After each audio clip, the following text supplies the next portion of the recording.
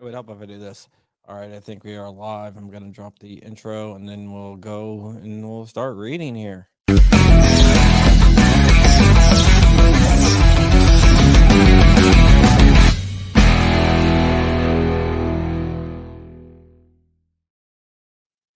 All right, we are back. We're actually broadcasting on my main channel into this because this is important. I'm writing about the ATF rules.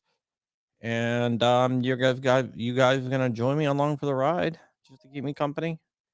If you guys have anything to add, just let me know. If not, that's fine too. We will just keep it on, I guess you can say. All right, let me see here. Move this a little bit over. All right. So here we go. ATF rule making. All right. So this is what I have to do. I go through here and I read everything and just add it on. So this might be a little bit boring, but whatever. On Monday.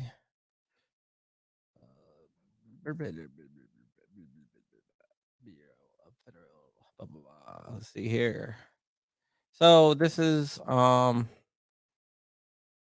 the ATF has given. Okay, sorry. The ATF has released their pistol brace rules. If you want to read them, it's actually in my description. Maybe I should put that. I'm gonna throw this up on Instagram as well, so people over there can read it as well. Um, so let me just go put it in for my link tree. Link tree is awesome. If you don't know, if you're out there, let me know. I'm not seeing anyone, which is kind of unusual, unless you guys bought into the fact that I'm a bootlicking guy, which I'm not. But whatever. All right. I'm gonna remove the shot across the bow. Hey, what's up, Swamp Dog? Swamp Doggy, I got a tracking number coming your way soon. Hi, Jason. We're doing the ATF proposed pistol brace rules. Eyes wide shut. How you doing?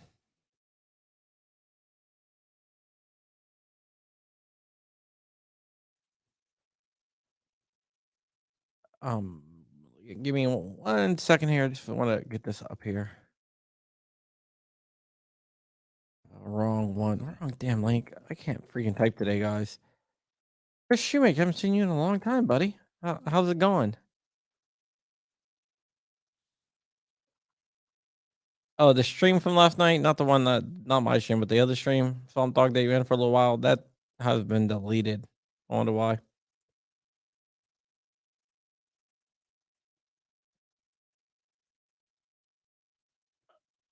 All right, link that there. Let me go over here. Almost ready to start reading this thing. A bit from here.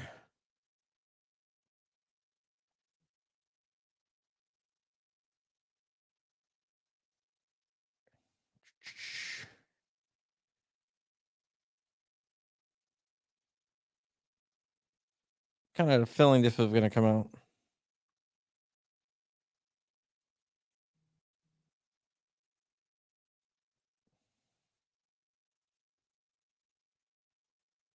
Okay, let's see here.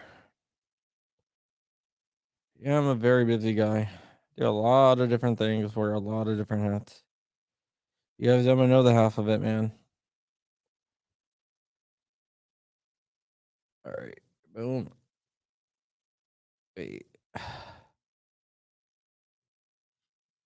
Link in my bio. All right, for Pete's sake, how you doing? Okay, so basically, all right, we got everything here. We're going to read this rule together and see what it says. Okay, blah blah blah. Date insert 90 days. The comment period is going to be 90 days. ATF docket rulemaking, political instructions how to do that. Blah blah blah. Background. Don't care about that. Don't care about that. Don't care about that. I'm reading all this. I'm on page 5 right now. NFA. Okay. Exalted definition GCA and FAA. The classification weapon as a firearm in the GCA affiliates are regulated under federal law. For instance, a weapon classified as a firearm under subject interstate criminal, but not exempt terrorist for attacks, need not be registered with the NFTR. Blah blah blah. Okay, basically, so far, JSD, absolutely, man. Let's get them. JSD is my buddy over there, man. We will team up. We will sue. Maybe we have something already in the works. There we go. One hand shooting, strength of the run. Okay, now it's describing what a pistol brace is. Okay, both should reportedly shouldering a brace of a stock demonstrate efficiency of a barrel. All right, GFA regulate firearms with limited exceptions. Well,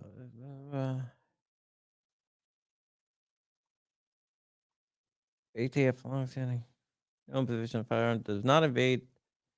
Okay, so right now it's saying that the ATF has a long-standing thing that it does not evade in a weapon when purportedly stabilizing and attached to a weapon objective designed to feature firearm actually designed intended to be fired from the shoulder. Okay, here we go. I'm going to start writing this, or at least it's proposed.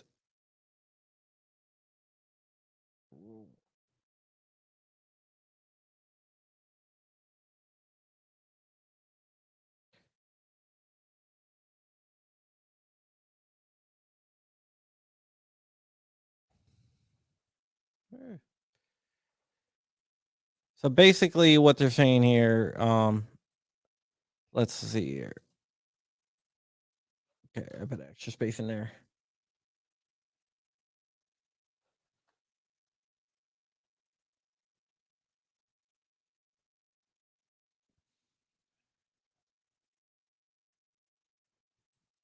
It's saying the rule states that if a brace is attached to a pistol,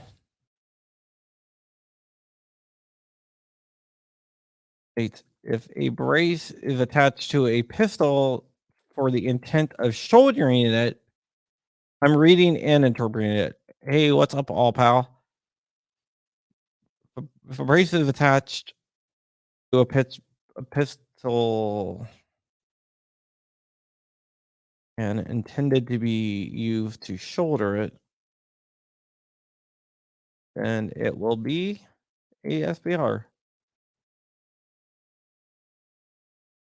You can ask any questions you want.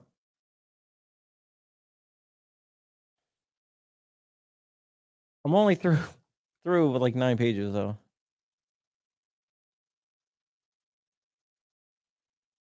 So let's see what else it says. As the purpose of the current weapon likely to be used in criminal purposes. So they're saying these are likely to be used in criminal purposes.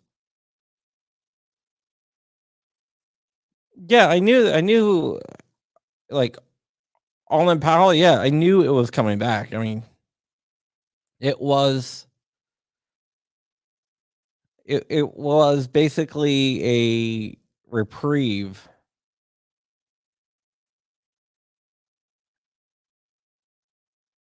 No, I haven't got to the checklist yet, but it was a reprieve. So they're saying that 3 million have been sold, which is a lot less than what they claimed last time.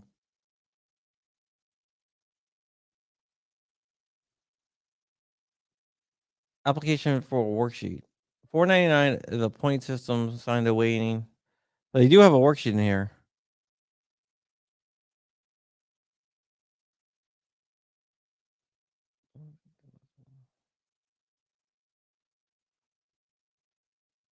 So they're going to determine, look at weapons overall weight and length. No, I mean if you bought it and you don't have a reason for it, apparently according to this, you have an SPR. Overall weight, and length will determine. I'm making notes. Determine if it can even be used.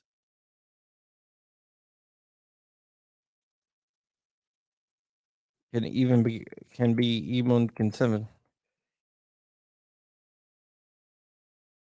I agree. I think this is basically making it impossible because they're going to do a weight and length, but it doesn't really specify weight and length.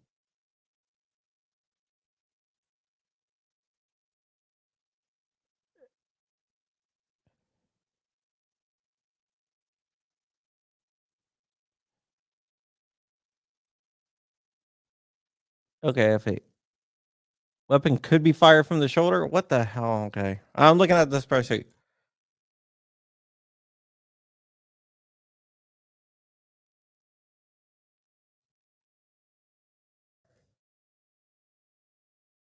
I'm gonna put this in here.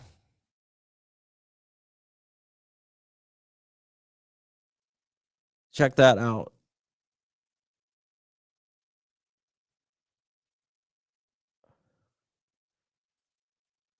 Okay, so they do a point system here. So you have to less than 4 points. So 1 point if it could be fired from the shoulder. So basically, every pistol brace is going to get 1 point. Moderate, 2 points. If it may be designed to be intended to be fired from the shoulder, well, basically that's all going to. So right there, you have 3 points, showing it. Weapon is likely to be fired from the shoulder and intended. So, this is a joke.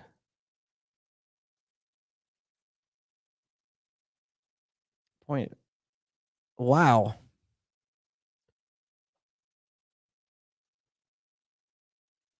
This is design factor. Maker's intent to market of a brace pistol.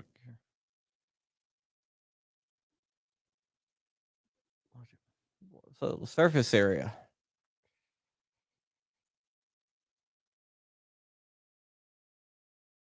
Oh, holy crap, man! This is JSD. You're right, man. No one's gonna get no, not a single person.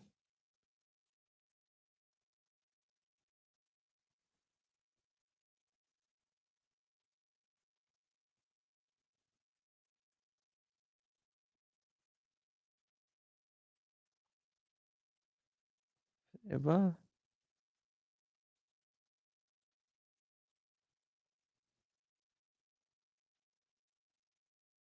for the makeover of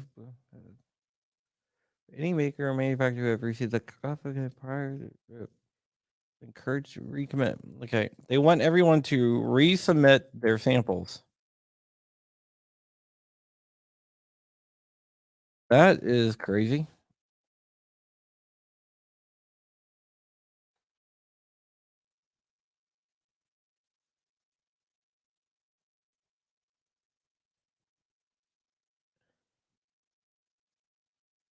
All right, let's see here.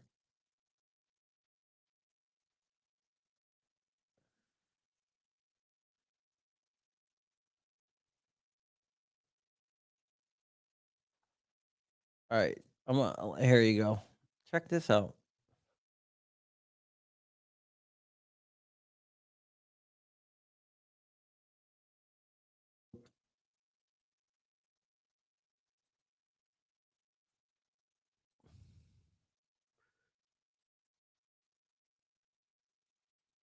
Not go through. Let me try that again. There it goes. All right. Given the public interest surrounding these items, the ATF is proposing to amend the definition of a rifle, respectively, by adding the sentence at the end of the definition. The new sentence would clarify that the term rifle includes any weapon with a rifle barrel equipped with an attached stabilizing brace and have a wow. It has an objective design feature characteristic indicating the firearm is determined to be fired from a shoulder.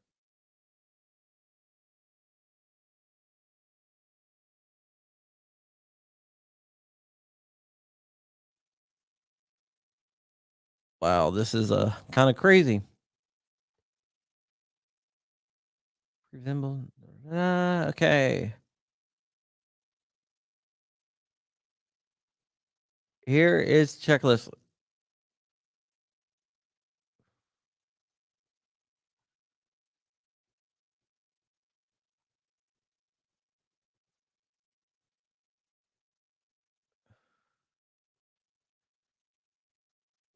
Let's see if I can blow this up a little bit. I'm going to share my screen here for a second. Let's see.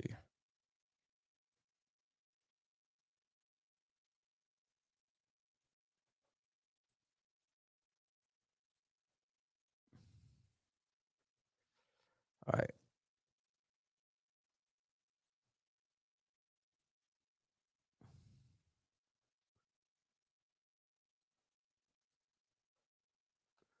Well, I'm sharing my screen right now.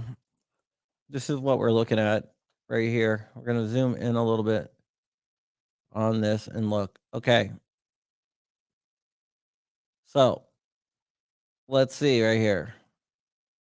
So this is the factoring criteria for with the width thing. Let's see here.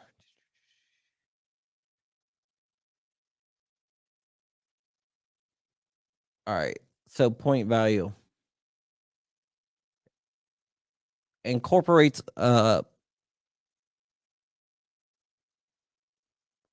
docs.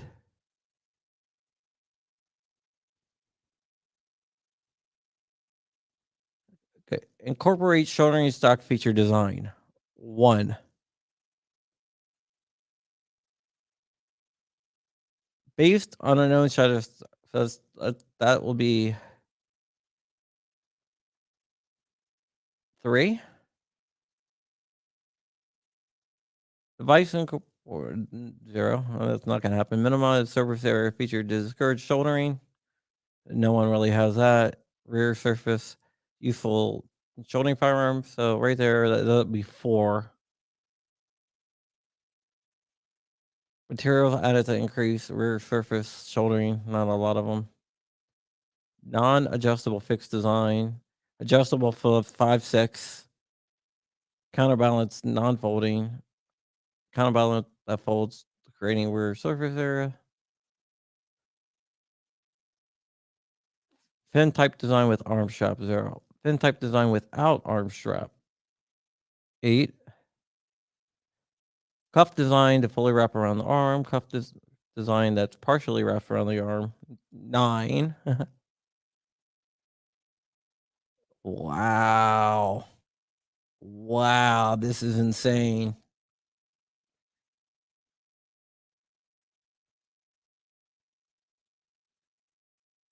Pistol weight. Traditional Glock weight 39 ounces. Weighing just over 2 ounces. Usually on file. Blah, blah, blah. 5 to 7 pounds.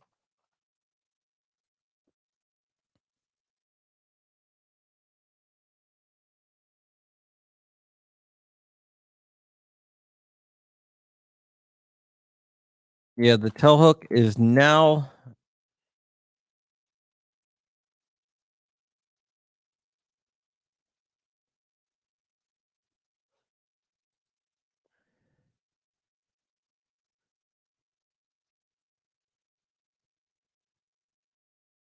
12 inches. Over 12 inches. Wow. Oh, they have my CZ Scorpion Evo.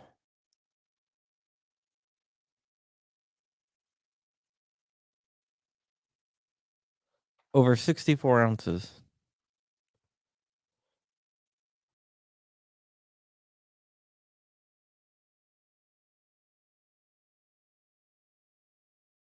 That's insane. I'm trying to scroll through this slowly for you guys. Let's see what have been braces, blah, blah, blah. Rear surface area.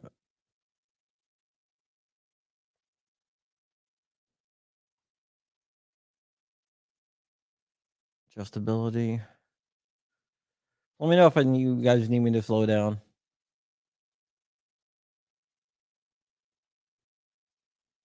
Counterbalances.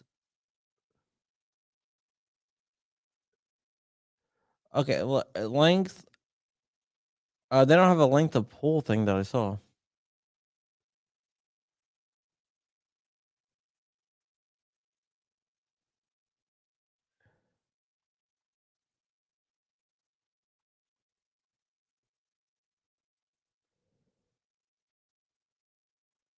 There it is, length of pull.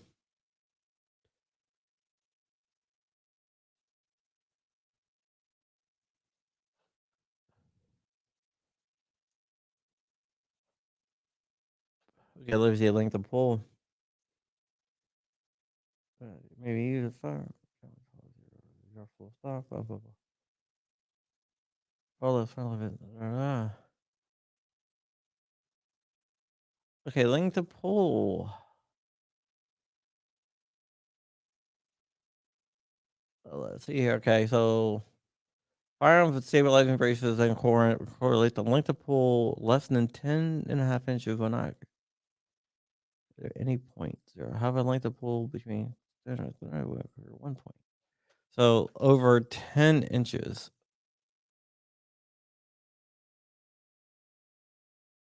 This is on page 26. 10.5 inches. Okay. 11.5. 1 point. 12.5. 2 points. 13.5. 3 points and over 13. Over 13.5 will always be an SBR.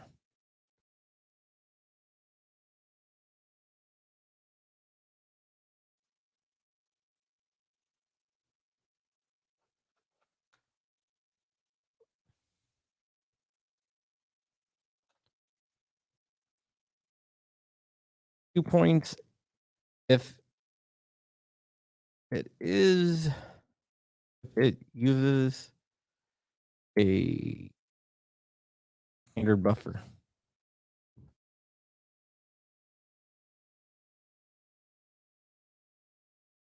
So there goes all that.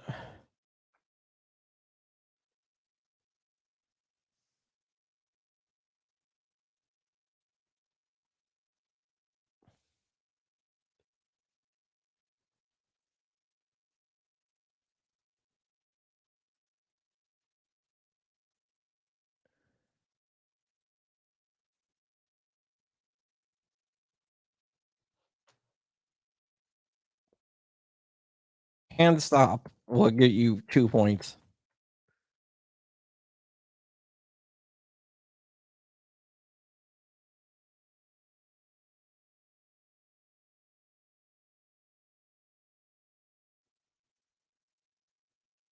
Secondary grip. SBR.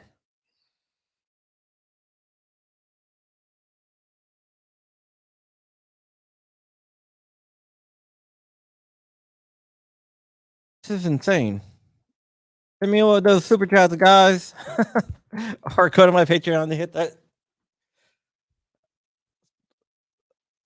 Don't worry.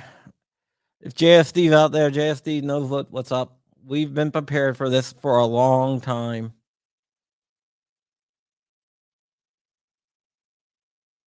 Oh wow! So if you have flip up sights, the hell, back up, flip up sights, you get a point.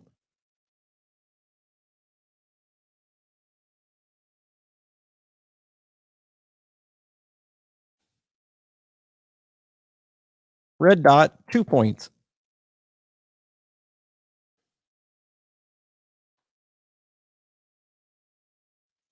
So basically, if you had a sight,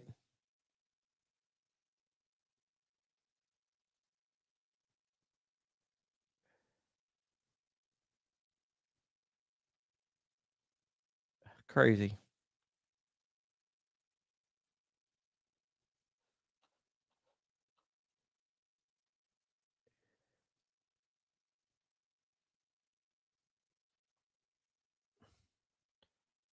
Wow. No ADA exceptions, man.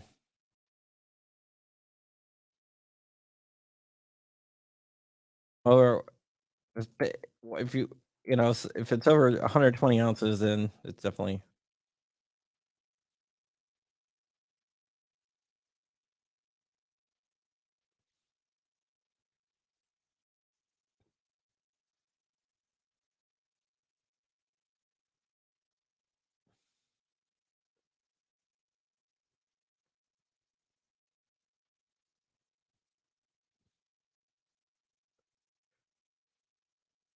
So even if it's under,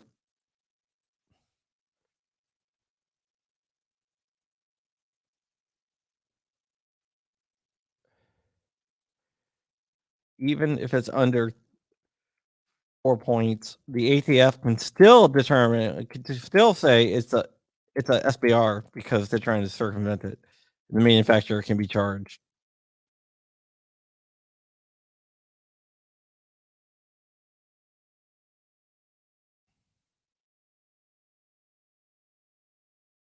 This is crazy.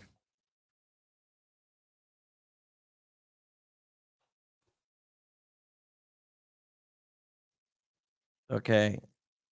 Oh, here we go. SB. Let's see. So this is the SB Mini that they're talking about.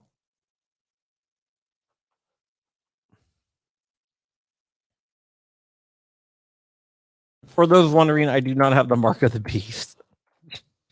Yeah, I see 280 out there. He'll know what the hell that's about. Okay, this is right here. This is the SB Mini. Go to crumpy.com. It's on there. Gorillas and Guns. Here's the SB Mini. All right. So basically zero there. Rare surface use on shouldering, so they got 2 points there. And cuff tight partially arm 3 points. Proceed to section 3. Length of pull, 2 points there. Uh-oh. The SB Mini is an SBR. Oh, pistol with it's a pistol with a stabilizing brace. Here it is. So they're gonna do this. Show how they measure it. Oh, I guess because there's no brace. Okay, here's SBA 3. For all you mother effers out there that told me back in November when I said they're going to target the SB3 specifically in this document, guess what? I want freaking apologies. I mean, I'm not gloating because this sucks, but I still want apologies for everyone that said this shit is not real.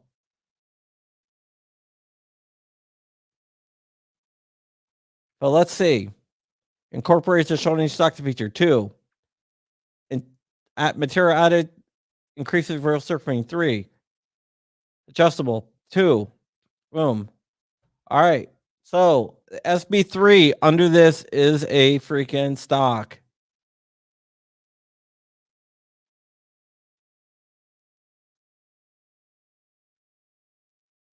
I know I'm not going to say I told you so.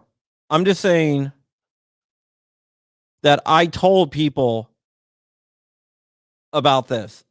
I told people specifically about this. I showed people emails and people shit on me for it.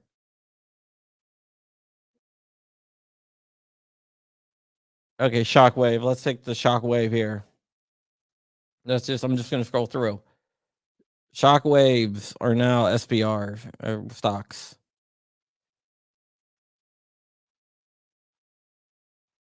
Okay.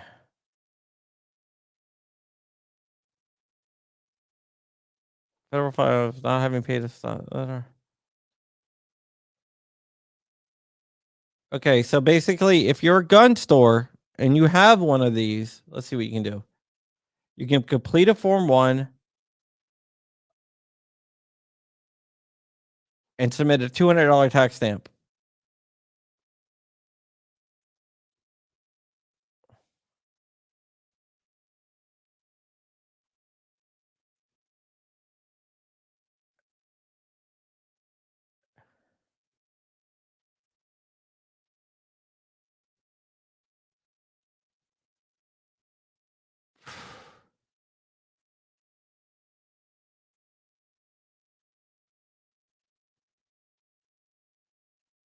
Oh, what's this? All right, this is just how much it would cost to enforce affected populations.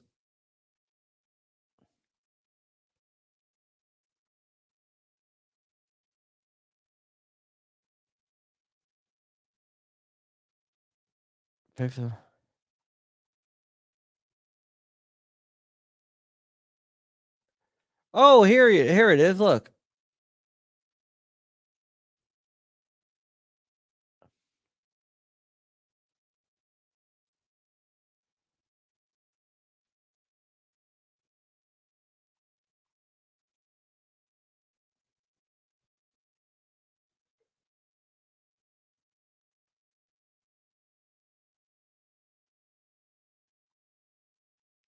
Well, turn them over. I wonder what that is. Isn't that awesome? Turn them over.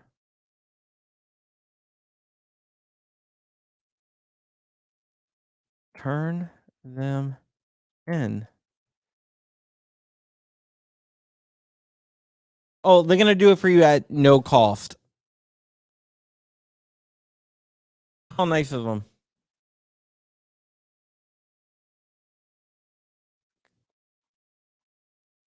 Remove the stock.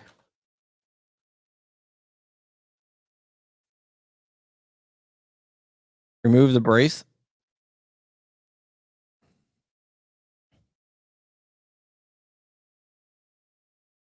Complete a form 1.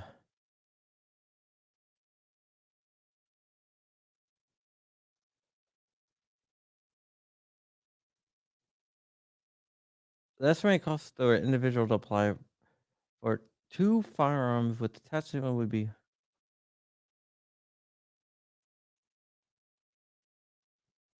cost per type 1 FFL to fill out.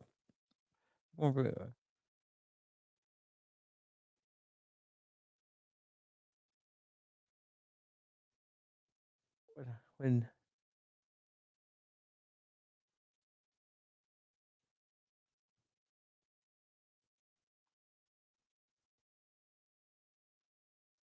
alter.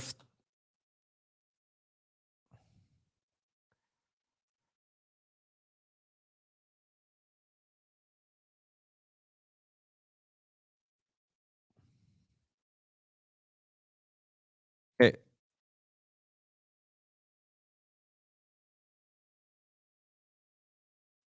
Change the law. I give up.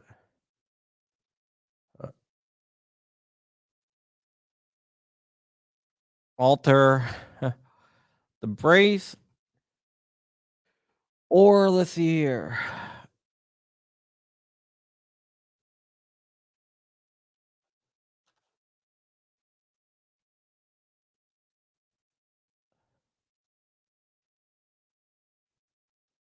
Okay. And no future sales.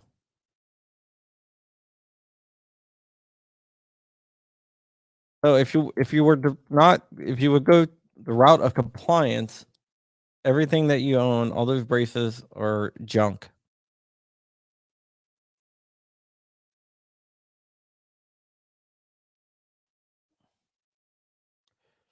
Well, you're violating NFA, so at this point you might as well drill the third hole.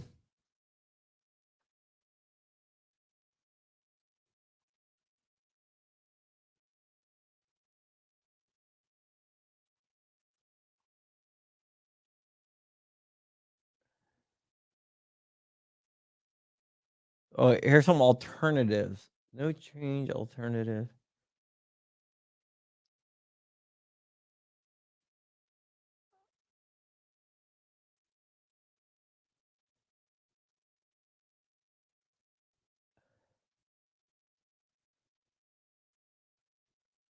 Alternative 3 would be grandfathered.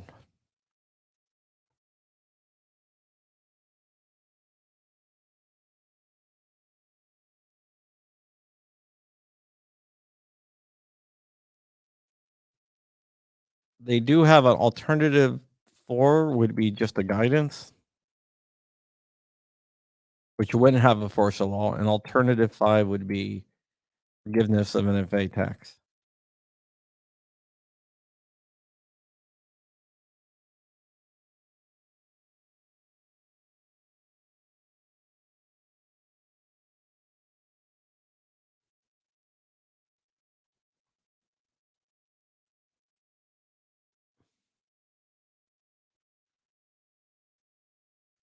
All right.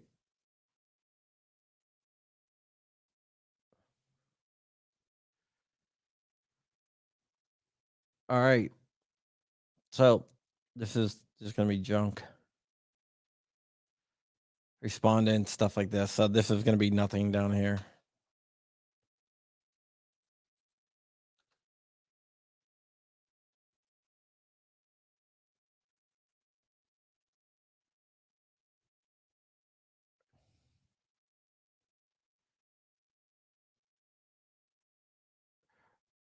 No, Reno's cool with me, man. Reno is very cool.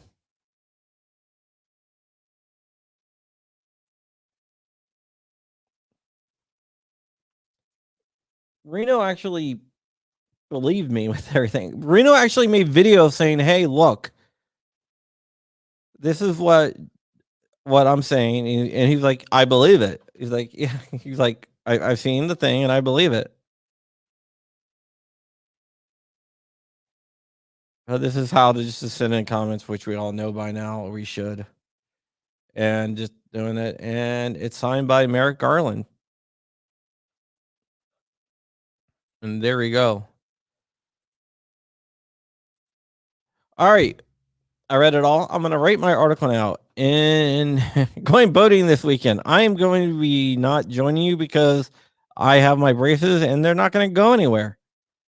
I don't have a good relationship with SB Tactical, as everyone knows, but that doesn't mean I think that they should be taken out or not. I'm not happy about this at all. Um, but yeah, uh,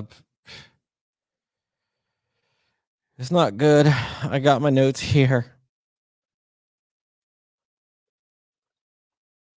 So I'm going to move this over here so I can do this. Let me freaking do this. All right. Yeah. So this is something that's we're all going to have to fight back against. We're the goddamn bacon. Hold on.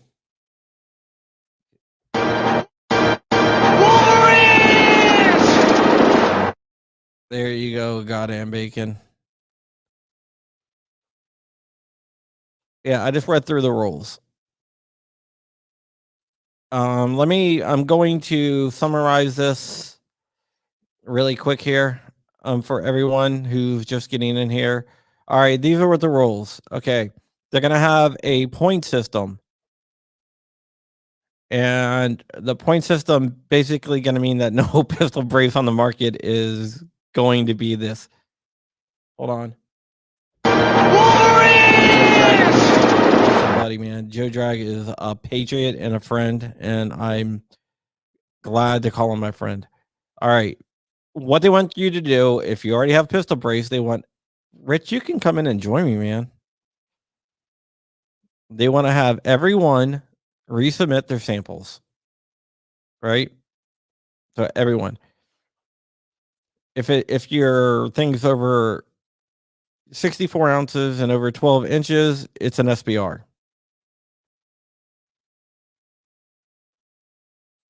If it's over 13 and a half inches, it's an SBR or any combination of these. If you use a standard buffer tube, it's 2 points. If you get 4 points, you're disqualified. If you have a hand stop, that's 2 points. Secondary grip is an SBR. Flip up sights is 1 point. A red dot is 2 points. Over 120 ounces, SBR. Even if it's under 4 and they determine the manufacturer is trying to circumvent the rules, it's all right.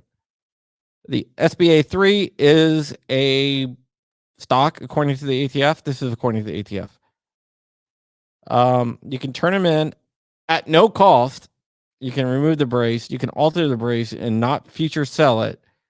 There's 3 alternatives. Which grandfather is the third one? The fourth one is I don't know, Skip Crane.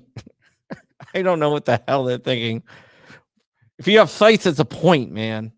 So therefore, there is an alternative to forgive the the NFA tax, but that's only an alternative. It is. So I'm gonna go ahead and move over here. I have my notes all set, and I'm going to start writing my article. You guys can keep me company or whatever, but yeah, it's not a good thing. Yeah, what they're doing, they're putting out this, and then they're gonna end up saying, "Oh, I compromise." Until then, yeah, exactly. Well, if you have a red dot and you have sights on it, it's an SBR. Actually, it's 3 points. Close though. So take your sights off. That would be 3 points. You are right. Okay. So let me start. Races.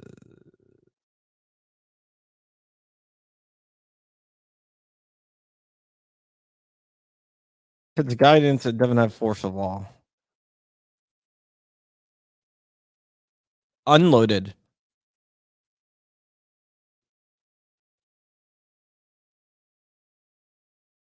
Mateo, I hear you're a pretty cool guy, by the way. Someone was telling me today. I think you know who that is.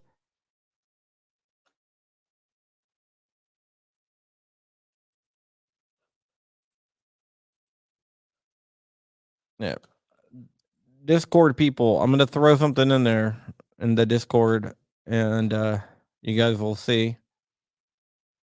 So if you're in my Discord, cool. If not, you should be. All right. Hey, Rich, are you working?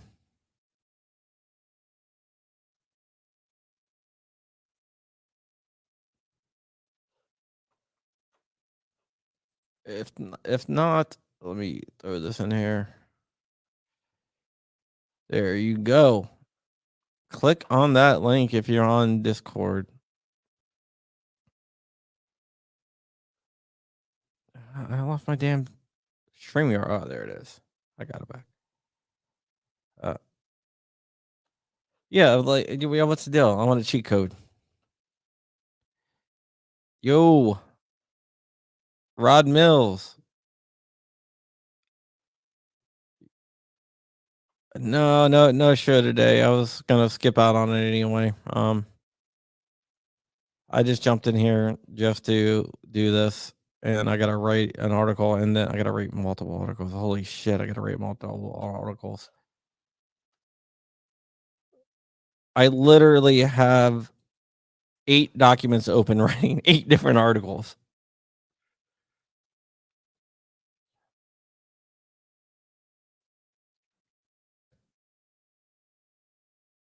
Anybody want to join me?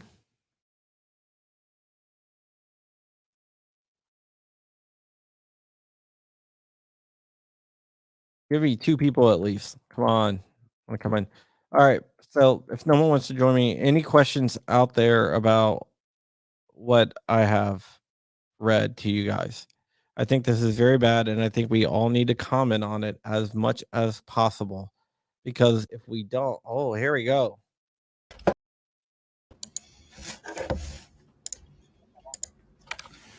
What's going on, man?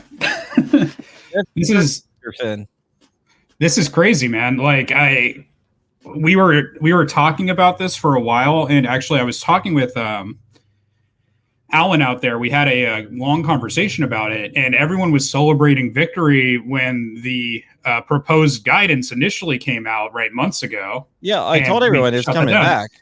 Yeah, and I think most people, I think I'll retract what I said about Reno, because I think Reno hedged his bet there, but I think like almost everyone else was like, yeah, we won, this is great, and it's no. Yeah, no, Reno definitely did that. I talked to Reno a lot about it, and I was like, and he was like, what do you think they're gonna do? And I was like, it's coming back, man. And yeah, it was coming back. G-Webs, do you want to join us? Oh, who regulate this? That'd be DJ Play Nice. DJ Play Nice, what is up, buddy? Never enough yo-yo yodel to everybody out there. I think Walt's absolutely right. Most of us were paying attention at the drop of that and knew it would circle back in some way. Ridic Bobic, unacceptable. Everything you're reading and everything in the chat is indicating that this is not only confusing, but just like capricious and uncool. Leave it at that. Yeah. Yeah. It's really crazy. Yeah, I'm trying to picture how a ranking system would work here. Like, and that could possibly capture this, because I am in the camp where I think there are people that do use pistol braces and completely and I hate the terminology I'm about to use because I feel like it colors this the wrong way. There's the legitimate use case from the perspective of the government, right? Which is, I'm using this to help me hold a pistol, right? You know what I mean? Like, and then there's that other side of it, which is like, hey guys, I'm not going to pay a tax stamp because a tax stamp is dumb. It's an infringement. And I want to be able to SBR. And I'm able to see it kind of like both ways on that. And I'm trying to like articulate that in a way that won't piss people off, but there's absolutely both use cases I think that we've seen. So I think the question is there any criteria the government could put out that would make sense? And I don't think there is at the end of the day. Yeah, I mean, I think they need. This is just bad. I mean, there's no way that that anything really passes. Well, and Walt, I don't know if you're aware, but when I was just in text chat, I want to know if there's an ADA angle on this. I mean, when you have conflicting federal legislation, guidelines for things like that, it seems like you could just put a stop sign right in front of it in some way. Yeah, you really. Yeah. I mean, I don't know though. They're saying that it's impossible to fire these things with one hand. That's what they're saying. So therefore, that's how they're trying to get around the ADA thing. I mean, I can fire an AR with one hand. I've had no problem doing that. Yeah, I don't think reality is what they're after.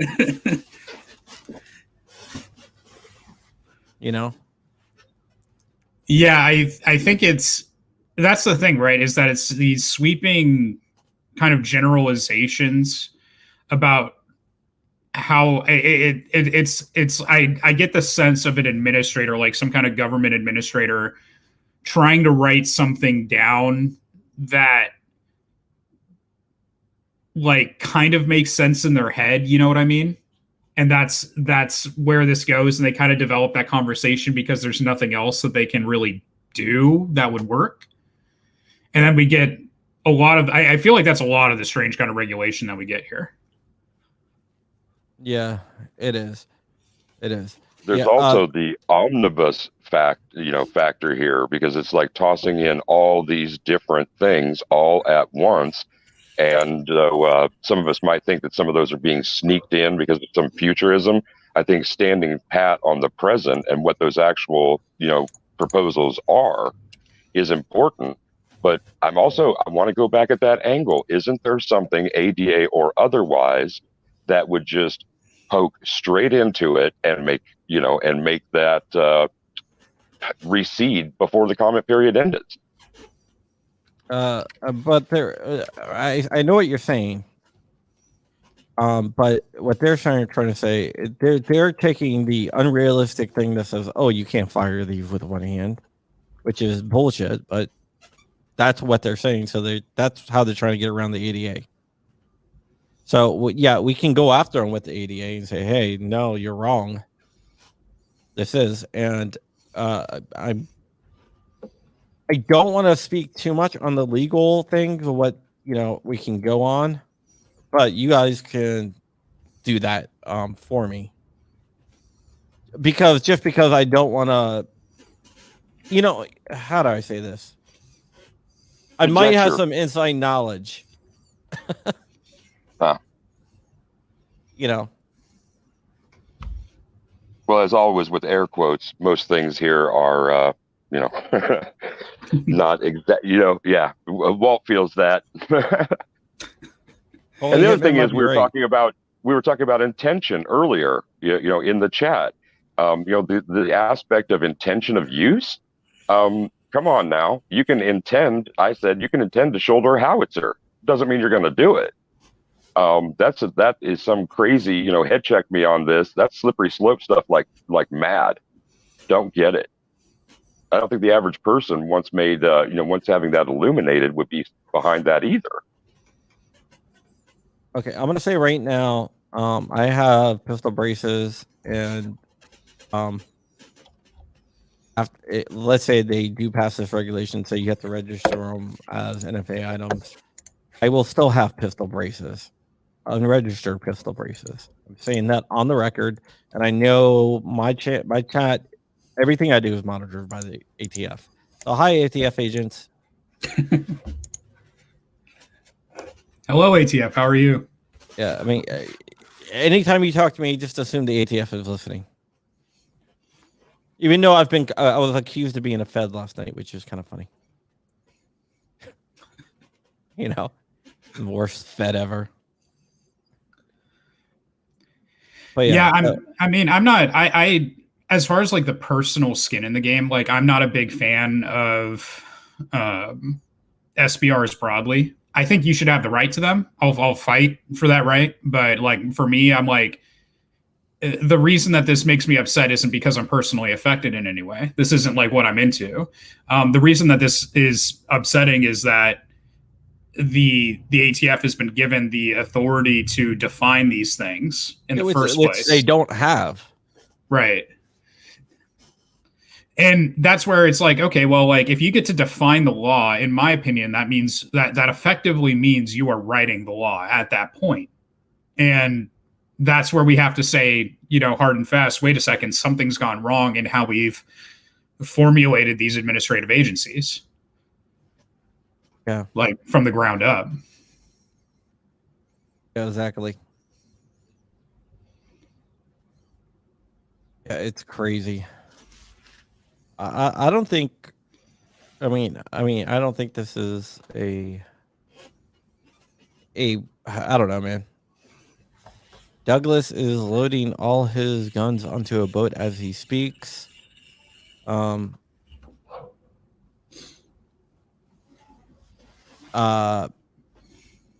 another good comment I wanted to read by 2A-EDU, but I can't find it now. But anything that 2A-EDU writes is pretty damn good. I'm a huge fanboy of 2A-EDU, by the way.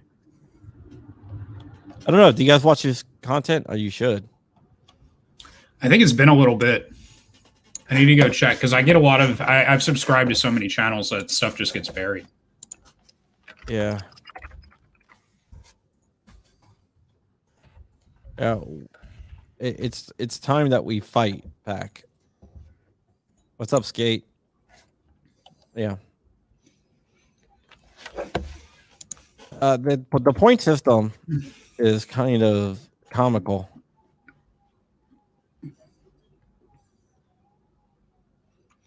It basically would make like 99.9% of all races out there illegal. Hey, Crump, go ahead and check Gun Website's last large comment there. I think he's got something. Oh, let's see here. Go ahead and read it. I have my window really, really small. Sorry. Oh, wow. Mine's not much larger on a phone. He says, so boring watching Enda's near folks stop to cry every time they are threatened. Wake up and use your time together to prevent these from happening going forward, not contemplating them as a reality. Where to put your energy most effectively. I mean, that's the way I'm reading that. Yeah. Sky is Falling does get boring as hell. Why is the rally cry always on this and rather on something that would promote a more blanketed approach. Like you don't have to like just wait for something to threaten you to be effective. As a matter of fact, that's counterintuitive to me. And maybe that's not the point he's trying to make. I'm just riffing. Yeah. I think we need to fight back every way possible. From writing comments to non-compliance. I think everything's on the table. Agreed. Yeah. I think the reason that we see so much of the fear stuff is just that it sells, right? And we see this in email marketing coming out of a lot of these firearms organizations, right? These Second Amendment organizations. You see it a lot with just like on YouTube in the space. You see it in blogs, all kinds of articles and everything. And like in this case, right? Like this is, and John, this is why I like you a lot. In this case, even with this headline, right? It's join me reading the pistol brace proposed rule. That should be catching everyone's attention by itself. That is enough to be like, hey, something's going on here and you want to pay attention. This is not the sky is falling. This is not, we're going to lose all the guns. This isn't, everyone's coming to take all of your freedoms away and your life's going to be ruined and you're going to be trampled. It's just, hey, look, there's something happening that we're not okay with. We don't like. This is what it is. We're going to do something about it because we're adults. Like we talk these things out. We protest. We send letters. We meet up. We discuss what to do. Right. And that's how this should be presented. And I think that would get a lot more positive results out of our culture over time if we could approach more issues that way. I think the issue is just how does that sell compared to they're going to take away all your pistol braces. And, that's one of the reasons why I work with the GOA, because I send in these meetings and we talk about, is this a real threat or is this not a real threat? Then we go through and say, and what they try to do, and I've been in all these meetings, is try to give the membership of GOA I guess what we actually believe and what we think that the threat is.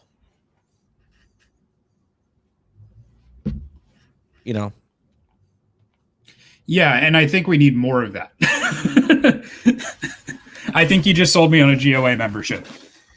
Yeah, I mean, and I'm in on these meetings, and I get asked a lot, "Is this a real threat?" And I weigh in on that. So, so that's one of the things I do weigh in on, is some of these things, and I think that's the way it should be. If you notice, like with HR 127, GOA said, this is a distraction. Don't worry about this. And some people are like, oh my God, how can you say not to worry about it? Because it was never going to go anywhere. Yeah. But this is a threat. I want to say that this document is definitely a threat.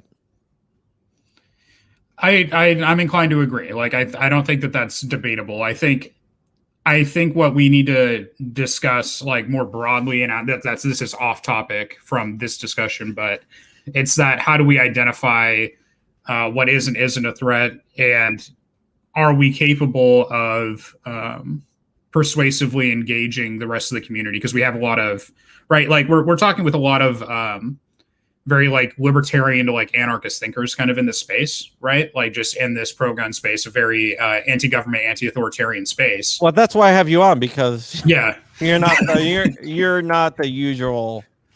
I mean, right. This in a good way. You're not the usual demographic of this channel. Yeah, no, I mean, I'm the openly liberal gun owner, right? So like, and that is something where it's like, hey, look, like I think like my existence can demonstrate, hey, there are people maybe across from you on the aisle or in a different position that 100% agree that this gun policy is ridiculous and it won't do anything. So what are we going to do, right? And my answer is let's stop voting for Democrats that are going to, keep pushing this kind of craziness. Let's find candidates that actually support the public interest. and support freedom for the right to self-defense, freedom for the right to own the property you want to own, including firearms, including knives, including whatever, because you're not hurting anybody else. And there's an angle here where you can do that, and there's a lot of people that agree, and I think the issue is just going to be values with a lot of the voters. I think that's the challenge, just because of the bipartisan system that we have. That's where the challenge comes in, because you can't get a lot of the policies you want necessarily with either side, and so you're kind of weighing out, okay, this party gets, checks 9 out of 10 of my boxes, but misses one that's really important. But then this other party checks like 2 out of 10 of my boxes. Which one do I go with? And neither of those answers, in my opinion, are good enough. Well, you know what it reminds me of is in school where you make a list of pros and cons. Yeah.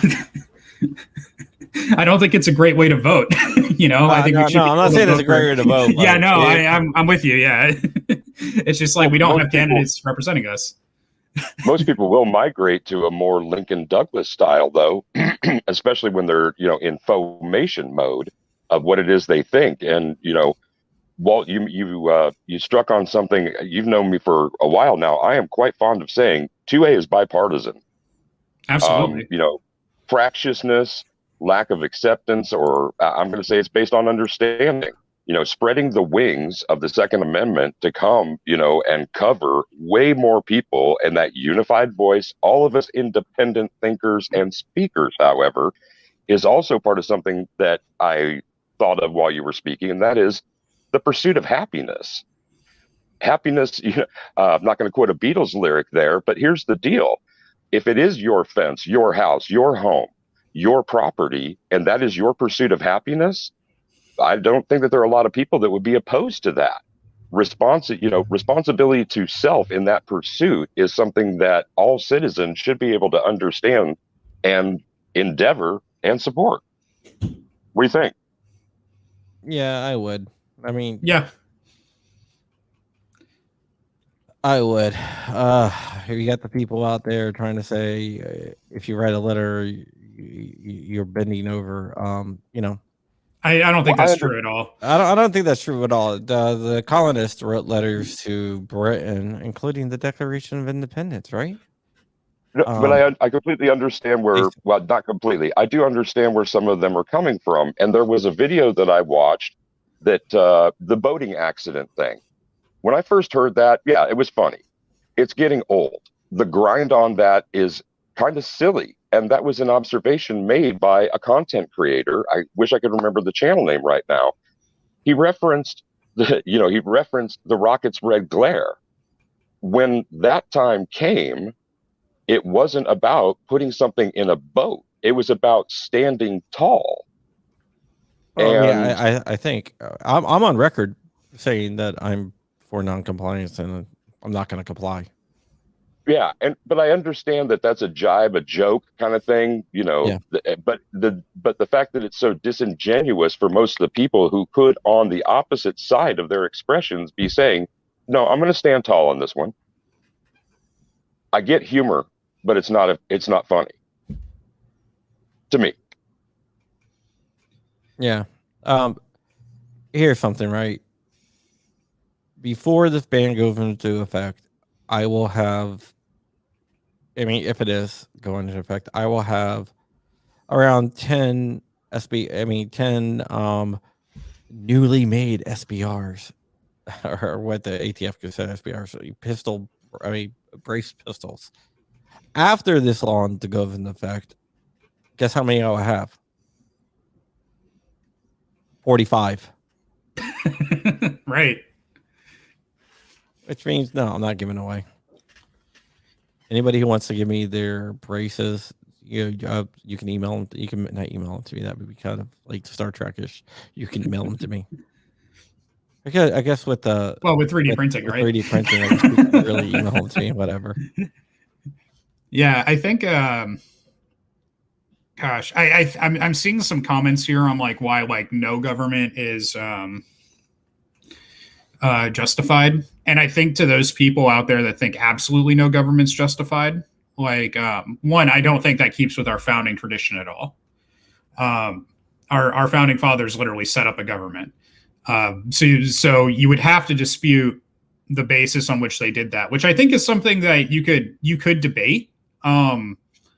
Social contract theory is something that's very debatable, but I would just ask instead, if you think that instead of returning to a government that promotes the freedom and general welfare of the people, we should have no government at all. I would ask you, what about the people that would be abandoned in the process? And I think that's kind of the moral challenge that those people would face. So, for instance, there are people that are handicapped or unable to work at all, or have whatever disabilities that prevent them from being able to do things, right? So if there's no government whatsoever, right, it doesn't seem like those people can get the care that they need reliably. And then those people suffer. Technically, I agree with you that we should have minimal government. Yeah, and I agree with that, by the way, as well. I don't think anyone here disagrees. Yeah, so I just wanted to propose that to clarify. So that's fine. So I think we can have that discussion on what should the role of this minimal government be? What is the true minimal size, right? How small does the minarchy need to be, right? Because we are agreeing that the more government we have, the more opportunity there is for abuse, the more opportunity there is for things to go wrong, right? So what responsibilities specifically does that government need to do? What does it need to handle? Yeah, exactly. There is like a common care thing in there. But Nightbot told me the big government is a good thing and we should just comply. Nightbot did not say that. Nightbot should be renamed to Glowbot. If Nightbot's talking like that. I keep Nightbot in here because it annoys you guys and I think it's funny.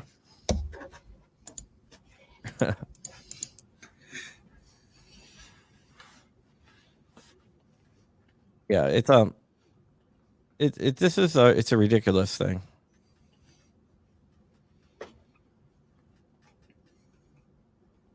Can you imagine the difficulty in determinations in the field?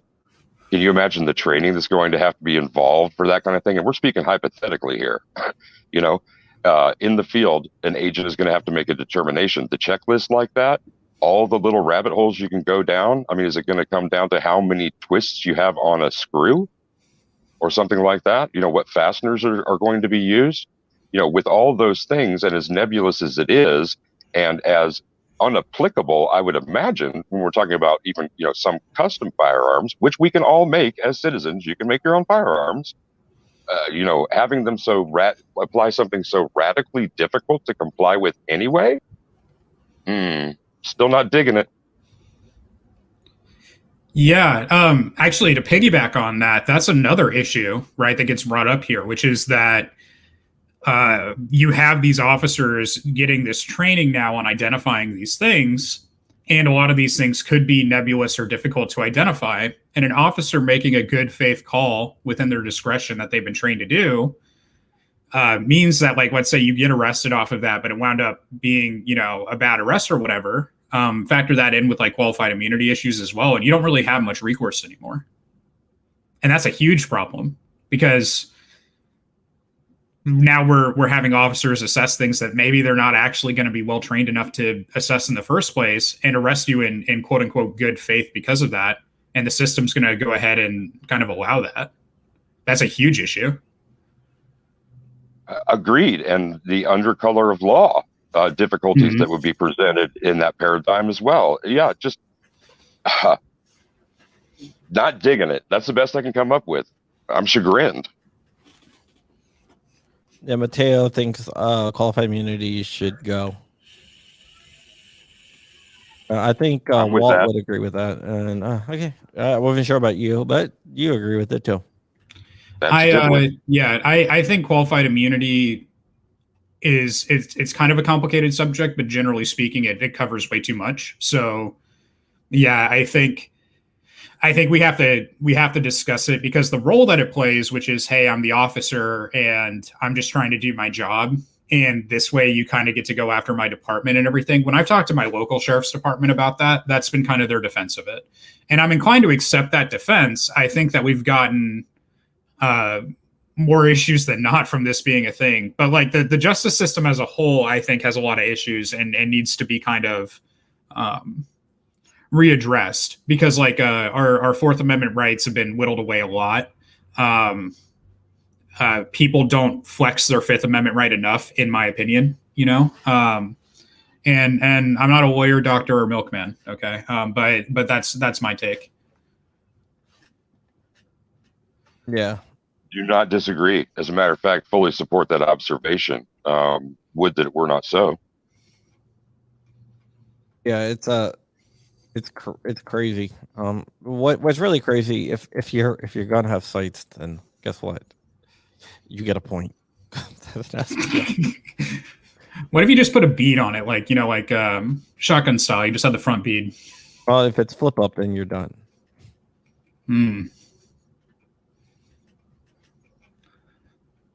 You know what?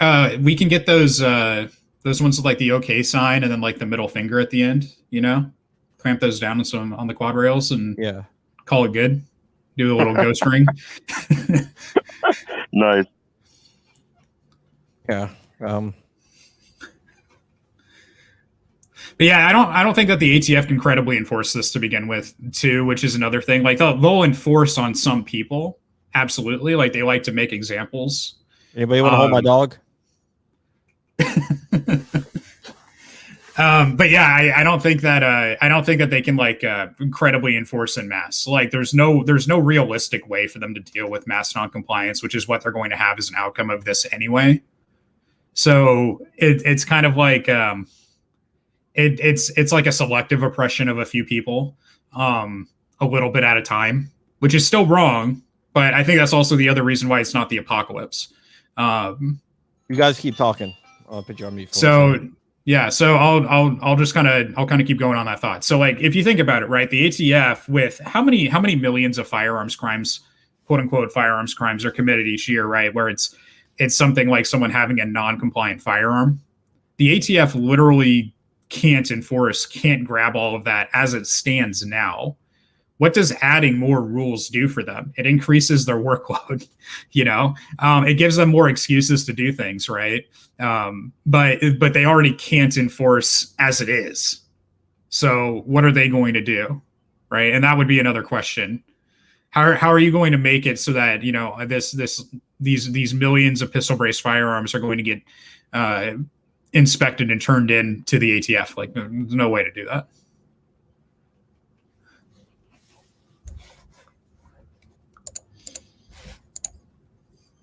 Also, welcome, G-Whip jumping in. Yeah, absolutely. Good afternoon. I stole the link off DJ. So with what you were saying, Walt, Space Texan out there saying the more decisions an agent on the ground has to make, the more unjust confiscations, arrests, shootings will happen. The law should be as plain and understandable as possible. Simplicity is key here. And when we're talking about those field agents, and Walt, you were also talking about Fifth Amendment stuff. Why do all those interactions seem to devolve into shouting matches? Simple presentations, understanding your rights, understanding the rules, and making sure that protocols are followed doesn't have to get crazy out of control. Promoting that kind of thing is just not wise. Shouting isn't going to get you where you want to go with things. It's going to get you potentially arrested. If that's your goal, go ahead. Right. Yeah, I think like there is something to be said for like keep your mouth shut. You know, let the cops talk themselves into all kinds of holes. Record the interaction, like, you know, and that's okay for you to do. In fact, you should do that. And what we see in this age of recording is that generally police are behaving better, not worse, because of that. Like that's why like police departments are also fans of body cams and such, because they see that their officers' behavior improves when they know they're being recorded. And I suppose we should have the same requirements for the ATF if we don't already. But gosh, I had it on the tip of my tongue and I'm about to lose it. I think. So on the note of this increasing ATF enforcement activity, right? I think there is a play here where you can beg the ATF for something, which is to avoid to avoid deaths, unnecessary deaths of ATF agents, to avoid unnecessary deaths of U.S. citizens. Literally, I am begging you not to go to war with the American people. Wow. Because I don't want that for anyone. And we know what's going to happen, so don't do it. I dig that angle. Hardcore. That's a good one. It's kind of we were talking about this because there was the what was it, the CRS firearms debate and all that. We were talking about this on my Discord server, but that was something we kind of arrived at where we're like, hey, there is a place to beg the ATF, and it's to not initiate violence because we don't want this to happen. Because you initiate violence and then tens of millions of gun owners in America initiate violence. This is a bad day for America. We do not want that. So let's not, you know, and it's not a threat. It's not anything like that. It's literally just, hey, you know what the game is and we know what the game is. Let's not. Oh, by the way, I just all shotguns, like the Mossberg Shockwave, they're all automatically SPSs. I'm sure G-Webs can check in with some perspective here. G, what's your take? Well, so I was trying to suggest out there that this is a bad thing, obviously, but let's look at our opponents and let's look at the long game. We aren't running a bunch of little races like a bunch of inconsequential little league teams that are filling our summers, with a wholesome activity that gives us exercise, right? Aren't we attempting to make our lives, our descendants' lives easier to rein in the government who are our employees and our representatives? So instead of just only using our time together, which is finite, to complain about the obvious, which is obvious. So what I'm suggesting here is not compliance or somehow apathy to this. But in addition, I'm assuming that everyone is more competent than we were in the past. Everybody wants to throw the NRA under the bus because we weren't around when in the 80s when the NRA's leadership went down to a couple of people, less than a dozen, and steered it in the direction it's at and let 5 million people be oblivious. Nobody wants to pay attention to that because that happened before, right? So are we going to be aware of what we're responsible for right now? We're a mechanism. As a community, when we're threatened, we complain about what we're threatened with, and we look to each other like this is an endless debate with no consequence, and we're sitting around over lunch eating some fries and complaining about each other's strategy, and in the end, things happen or they don't, and we are satisfied or we're not. The alternative to that, my 30,000-foot view is, why do we react with that methodology, right? Why are we complacent and satisfied with simply arguing the nuts and bolts of these tactics? For one, I'm going to still insist that we take a look and observe that with all the stuff that this administration needs to distract from, the border, the economy, the health, international stuff, with all the stuff going on, he desperately needs a diversion. He desperately needs a win. And if he had any kind of actual, resources or confidence that he could accomplish anything, he'd be doing more than asking the ATF to suggest to us that we comment on something they're thinking about. And if you want to give more credence to what they're actually doing here, which is asking about something they're thinking about doing, which is a function of the apparatus, if you're going to get so offended and leave the scene, I mean, we're seeing comments where people are like, it's over. Like, this is the last straw. So if you're going to be offended to the point where you've become manipulated because they've suggested something, then we're looking at the blade of the opponent. What I'm suggesting is let's think about why the opponents are grabbing swords in the first place. And let's talk about the 30,000-foot view. So instead of wasting our finite time together, constantly focusing on the minutia of what I consider to be an ambush. When they throw this stuff at us, they know that they have distracted us and effectively made us useless. We have national level organizations, we have state level organizations, we have organizations that are focused on areas of interest. Those organizations are not united by any kind of national level leadership or strategy. Although they have the opportunity to do so, they've never taken any advantage of that. And what we're left with is squabbling amongst ourselves, creating in division, fostering rifts like we're seeing in the comments right now, misunderstandings because of the finite amount of words we're allowed to use and people's ability to get points across in comment fields in live conversations like this. So instead of submitting and being a contributing factor of this ambush point, why don't we acknowledge that it's an ambush point, acknowledge that we're able to both defeat with the comment periods, defeat through whatever the things you want to hold up as your badge, your version of virtue signaling of how you're going to defend your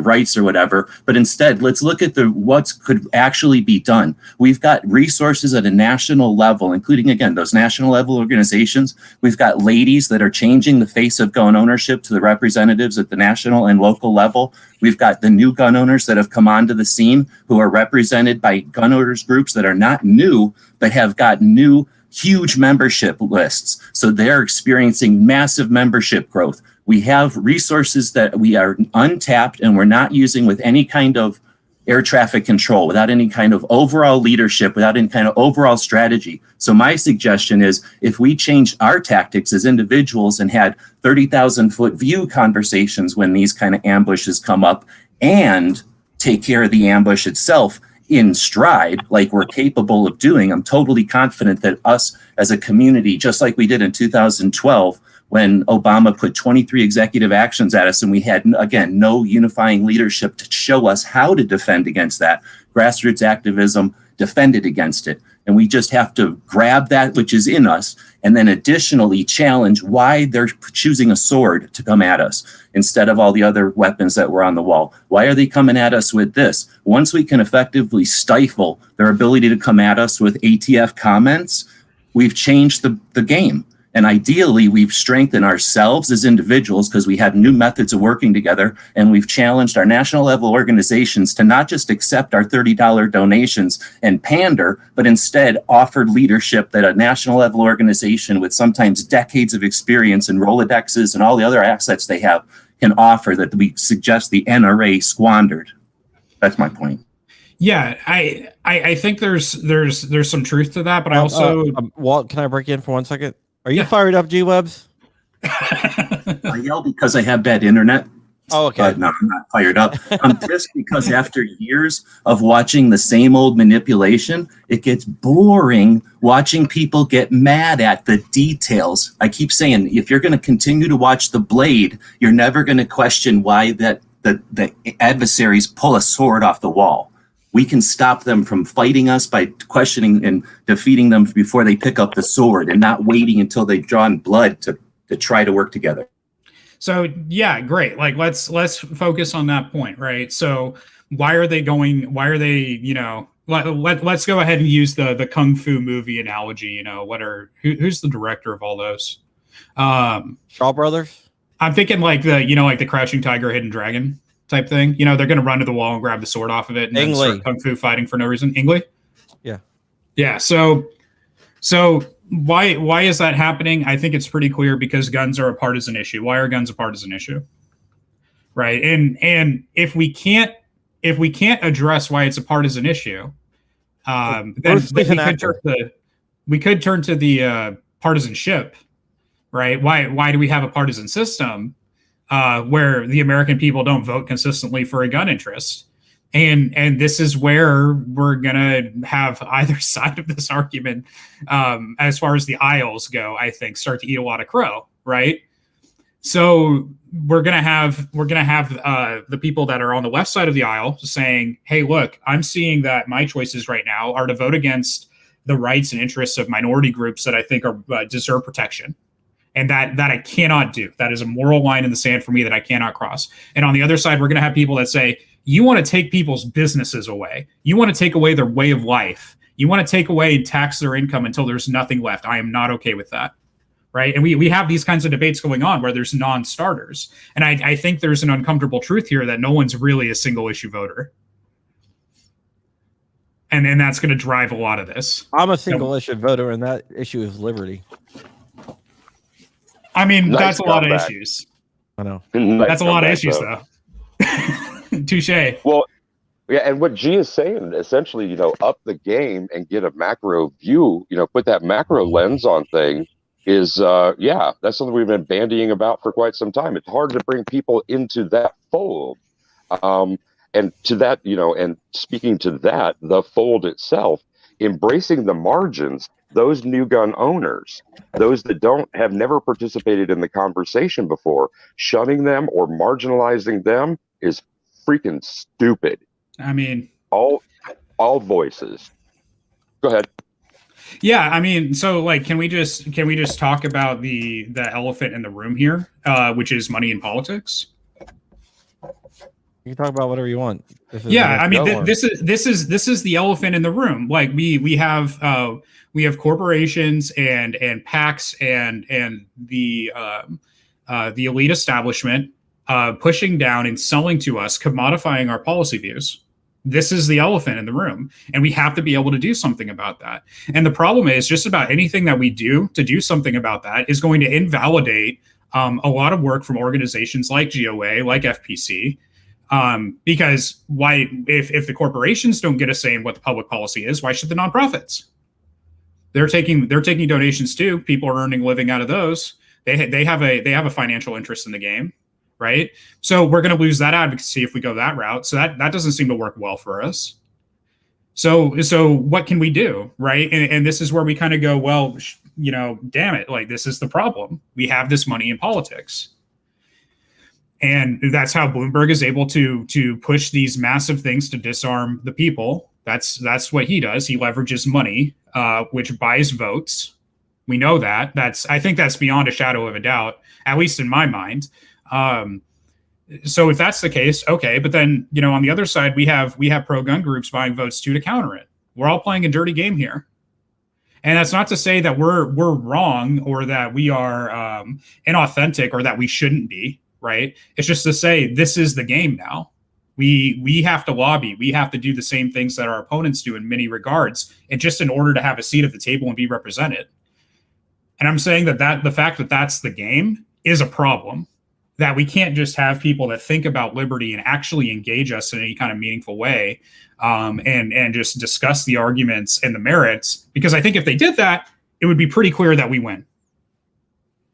Like, it's pretty clear that the liberty side wins. So if that can't happen, we have this money interest. How do we divorce that interest without harming our own? And that's a tough question. Like, I don't know the answer. Okay, I was about to ask you what the answer is, but I don't know. Well, as we explore that, what platform are we on right now, gentlemen? Can you imagine? And there's one case in particular, because we discussed it, 2 years ago. Think about the number of subscribers that some of the big gun tubers have. Think about whether it's wise for them to protect their bank accounts by not saying that they're hardcore 2A or that they want to support it or that here's your link to support it. How many of them are commenting on any of this? And I'm not for a minute going to believe that they're taking the macro view about how to defeat it. It's how to defeat them losing theirs. Now, I'm all for somebody gaining success, spreading the word that they are interested in. You don't have to, but can you imagine, and what might be the impact, and where can we get that sort of impact from 750,000 subscribers? What percentage of that is active? What percentage of that would, and I don't like that dirty pool thing that you're talking about, Walt, honestly. How about the above board part where you get those influencers who have that sort of pull to actually get behind something that here's where I agree with you, that liberty wins.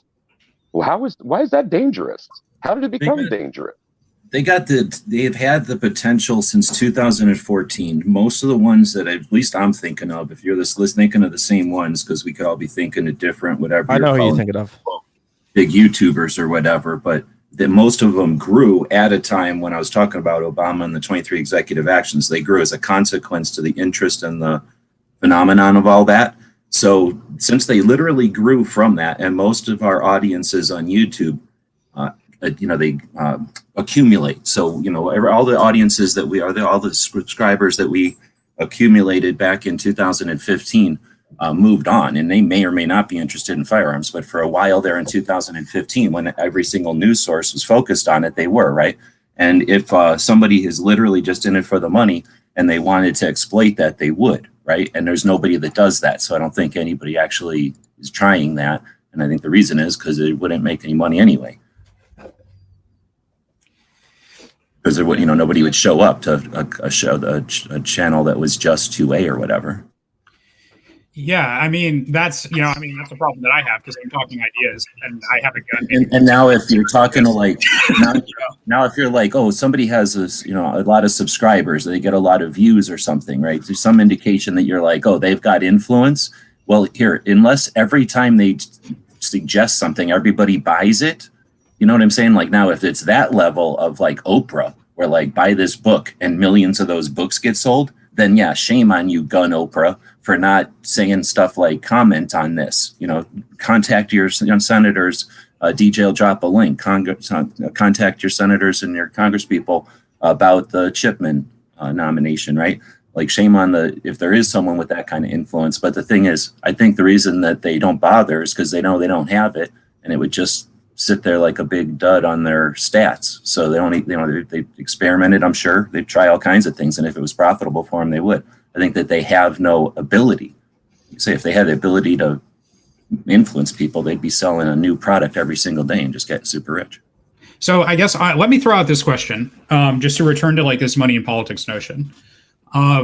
If we all agree here, if anyone thinks that it's not like money and politics commingling, where we have this relationship where the government props up the businesses that pay the government to prop them up and allow them more success and lobby harder and such, if we all can agree that that's a problem, then from that, are we willing to say, let's go ahead and just cut that umbilical cord? Let's sever money from politics. We'll go full, full like no money in politics. Elections are like publicly funded.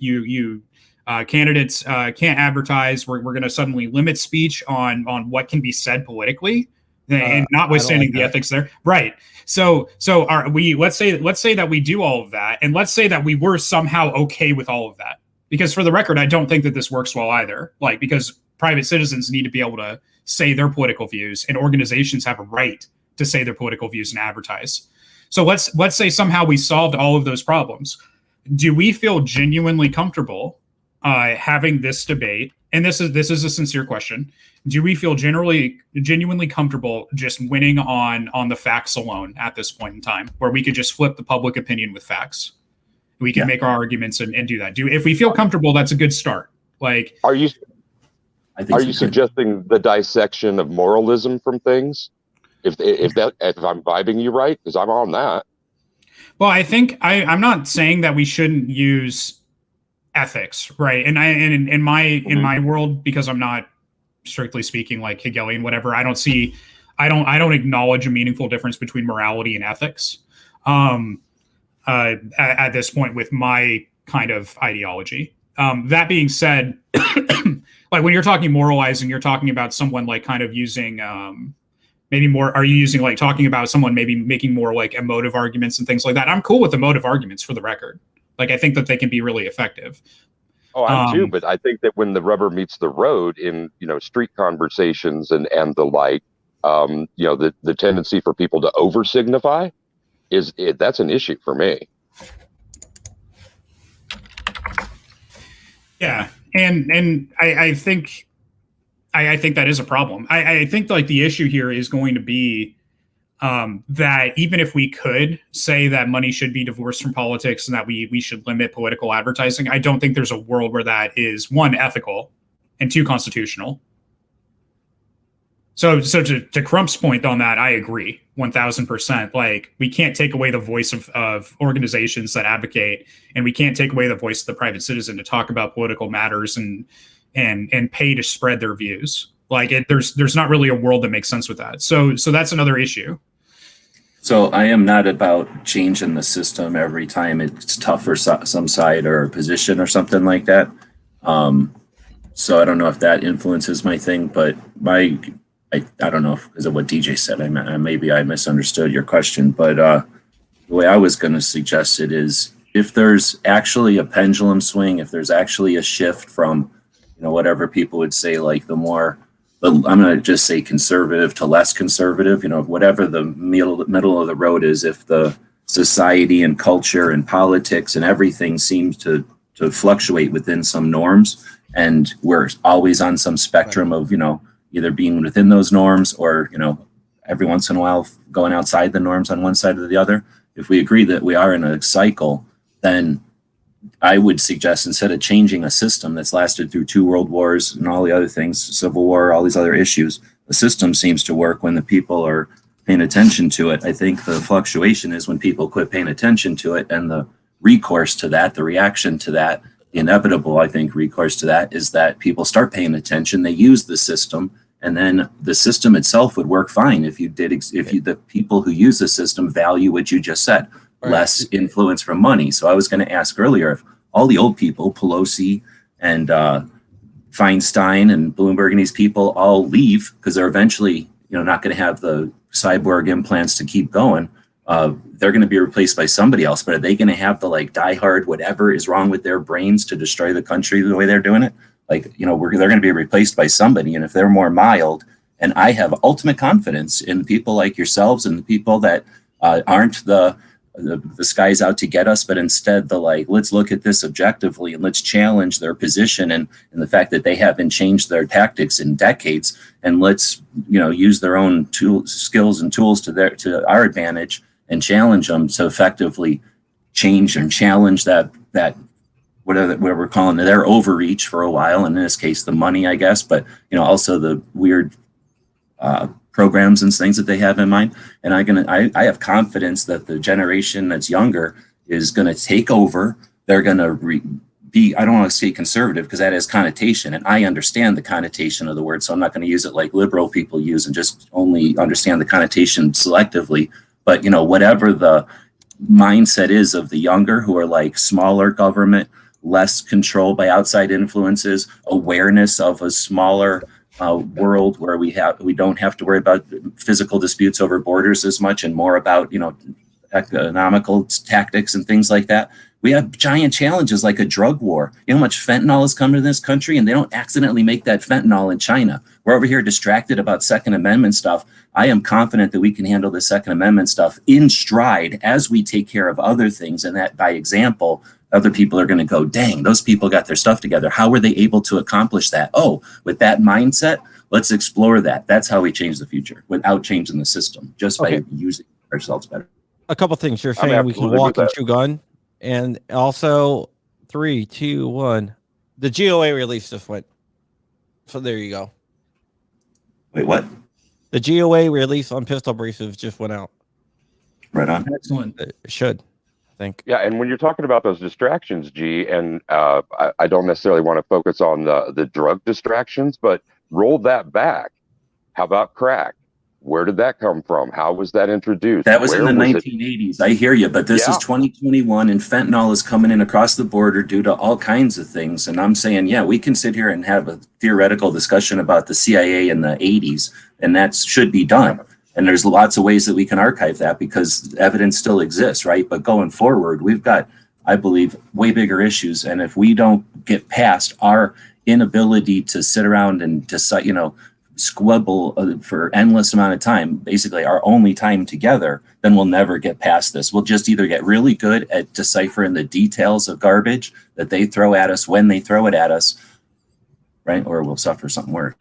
Yeah, and this is where I'd want to say 2 things. So the first thing is there is a place for empirical conservatism in all of this. There is a type of conservatism that I think we need to return to as a country. And this is me saying it while also calling myself a liberal, right? Which is the idea that we should be preserving the things that make our society amazing. Like we should absolutely value those and preserve those. That needs to be something that I think whether you're you're on the left side of the aisle in America, you're on the right side, I don't care. I think we need to agree on that we should keep the good, right? And drive forward towards the better. I think we should all be able to try to get to that place of agreement. And this is where I'll toss out Roger Scruton's How to Be a Conservative. If anyone wants to read that book, he's one of the most noteworthy conservative philosophers of our time. And I highly recommend that read. That's How to Be a Conservative by Roger Scruton. So the second point, though, is on the distraction note. Everything's a distraction in this view, I think. And this is another issue. So no matter what we do, we can't seem to get at the root of anything, and everything is smoke and mirrors for other smoke and mirrors. And I think this is why I take an issue with the distraction language. I think that our political adversaries, the anti-gun people out there that genuinely want to take away your gun rights for whatever reason, whether that's to win votes, whether that's just their prerogative, whether they think it's good public policy, they are our political adversaries. There's no real way around that. We have ways that we deal with political adversaries. We can turn them to our side.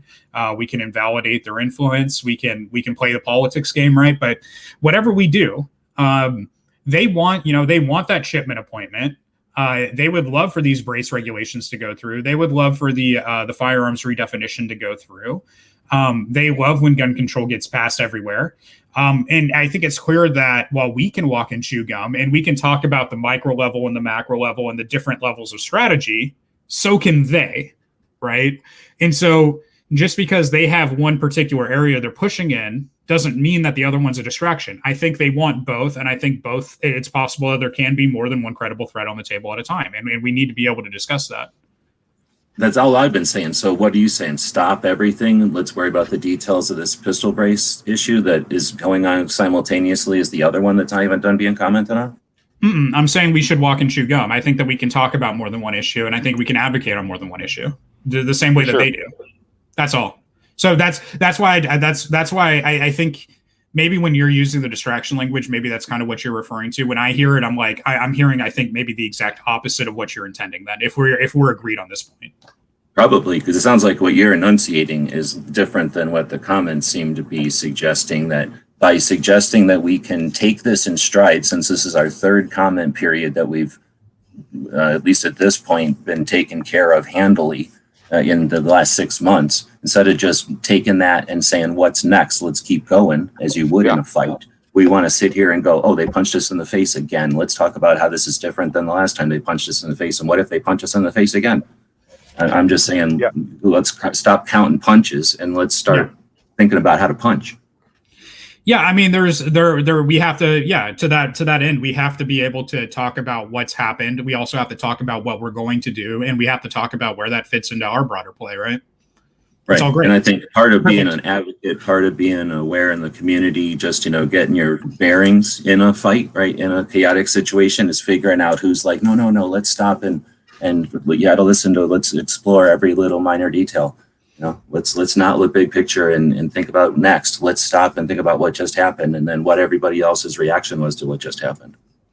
I just threw down 3 things really quick, and it's like this: stand strong, ain't shook. What's next? That's how I'm feeling based on what you guys are saying. Go ahead, Walt. Yeah, no, I think that's the right paradigm. And I think that we can say, okay, of all the things that I can do, right, where we want to look at this as individuals, I think this is something where just generally, I think right libertarians struggle with the language around working together a lot of the time, because it feels like it can feel very hive-mindy and like a very, I think, like leftist thing to do. But the reality is, right, the founding fathers had to unite for a common cause. Right, in order to found the nation to begin with, right? We had a lot of thought, a lot of different people coming from a lot of different ideological backgrounds coming in to make that happen. And it's okay for us to say, hey, look, we have our disagreements, but we're going to drive forward on this thing together because we all believe in it, And we need to be able to do that, and we need to be able to take pride in that, right? Is that something where we can feel comfortable agreeing on? Because I think that's also necessary for this discussion. I don't know if you have to imply pride in it. I mean, accomplishment, like acknowledgement. But if you've got people that are seriously opposed and they're willing to work together, I don't think either one of them have to be happy that they were able to do it. But if they at least acknowledge that it was done and that it worked, then they didn't, they both had the goal accomplished and they didn't suffer from it. That would be happy for me. And the part about all of them getting together, I think it was most of them. I'm no scholar, but I'm guessing a few of the founding fathers were like, no, I don't like this still, so I'm going to hang around and wait, or, I'll just do it begrudgingly. But I hear what you're saying. Overall, and in hindsight, yeah, they got together and accomplished a goal that was kind of a compromise for probably all of them a little bit, but not a compromise from the super goal or the overall goal of each of them. United overall. Yeah. I would encourage people to go back and take a look at the First Continental Congress. If you go back, you can see there the historical record reflects those conversations, and exactly what G is saying right there. And one of the things that's occurring to me, I know that you like to rip on Kant sometimes, Walt. Can we establish? Yeah, can we establish a categorical imperative here? What is our categorical imperative? Is that a way to unify? And how do we define those things? Yeah, so I think that ethics can provide a really strong basis for unification, and this is my take. So I'm going to explain why, if you're in the chat and you're like very, very much with the founding fathers, you may hate my take philosophically, but it aligns. I promise at the end of the day, it will align. My take is not one of natural rights anymore. That was a take that I took. I'm substituting that language. I'm going to say innate rights instead. So hopefully that doesn't, make everyone too mad. But I think that we all experience things. So we can be united in the appreciation and preservation of that experience, and that experience is you going about your life. It's kind of your way of being, right? You being able to do what you want to do. So from there, we can just say axiomatically, I value my experience, and I know there's other experiences in the room, right? And I can't say that someone else's experience is greater or worse than mine, or is worth more or worth less than mine. So I have to value, and if I want them to value my experience, I have to value theirs. So now we start to kind of develop into a way of saying, hey, look, the categorical imperative is that I should always respect the subjectivity of another person. I should always respect the experience of another person. And that means their life. That means their freedom to do what they want with their life. So you have to do that to the extent that is rational. And then from there, we get the formulation of liberties, right? The formulation of rights. And from there, we can build an ethical basis of government and things like that. So that's more or less how I go about it. It's massively different on paper than like the founding fathers takes, because the founding fathers are kind of going more from like a natural law kind of perspective, but they kind of wind up driving to the same place, a very similar place at least, with where they go. But I'm sourcing the foundation differently because the natural law to social contract has other problems. But I think also we should acknowledge the thought foundation and the practical result from the founding fathers and be like, man, you know what America had going with the Constitution? It's a badass document. That's worth preserving. That's worth fighting for. Absolutely, man. Yeah. So I don't say, I don't like natural rights language. Particularly, I like the term innate rights. That some of you may say this is a phrasing thing and hand wave it. Others of you may go like, wait, no, I've read Hobbes and Locke and Rousseau and all this, and I have my take on it. But the founding fathers were informed by different philosophers as well in that era. So for sure. No, I do agree. Innate rights are inalienable, Tech T. I do agree with that. They are inalienable in my system as well. So. Okay, can you make the distinction for us and for the chat between your redefinition or shift from natural to innate rights, and then maybe also riff on the God-given portion of those considerations? Yeah, so when we say God-given nowadays, so let's start with the God-given note. So the God-given note is something where nowadays we functionally kind of say, oh, it's a God-given right, it's an innate right, or it's a natural right. I don't care what word you use. We're describing something you have as the presence of a human. This is something where, depending on your language, you may alienate different people with different politics. So that's one starter. The natural rights theory comes from natural law, which is there's a law of the jungle, which is eat or be eaten, right? So it's, you have these situations which are kill or die, and you start to realize, and this is what Hobbes started to realize was, wait, if this is the way of things and I want to prosper, I want to thrive, I have the things that are in my interest, it's best to have a government protect them, right? And so I'm seeing that from this being the state of the game, I'm going to this natural law being the state of the game. From that natural law is the foundation of natural rights. And that's how those go. So there's that side. There's the side that says, hey, God has created everyone equally with equal rights and everything. That's another formulation of this. So it's kind of more of a divine thing, and that's a little bit different. And then there's the foundation that I'm giving is a secular one. and it's just from the presence of subjectivity. Like, we all have our own lives and experience, and we all want to maximize that to the extent that we want to maximize it to. We all share a value. So what we're going to do is just agree that this is a value. Because it has to be one in order for any other set of values to make sense. So I'm arguing that from logic, you can get to this idea of rights instead of having to invoke, like, just from rationality itself, you can get there.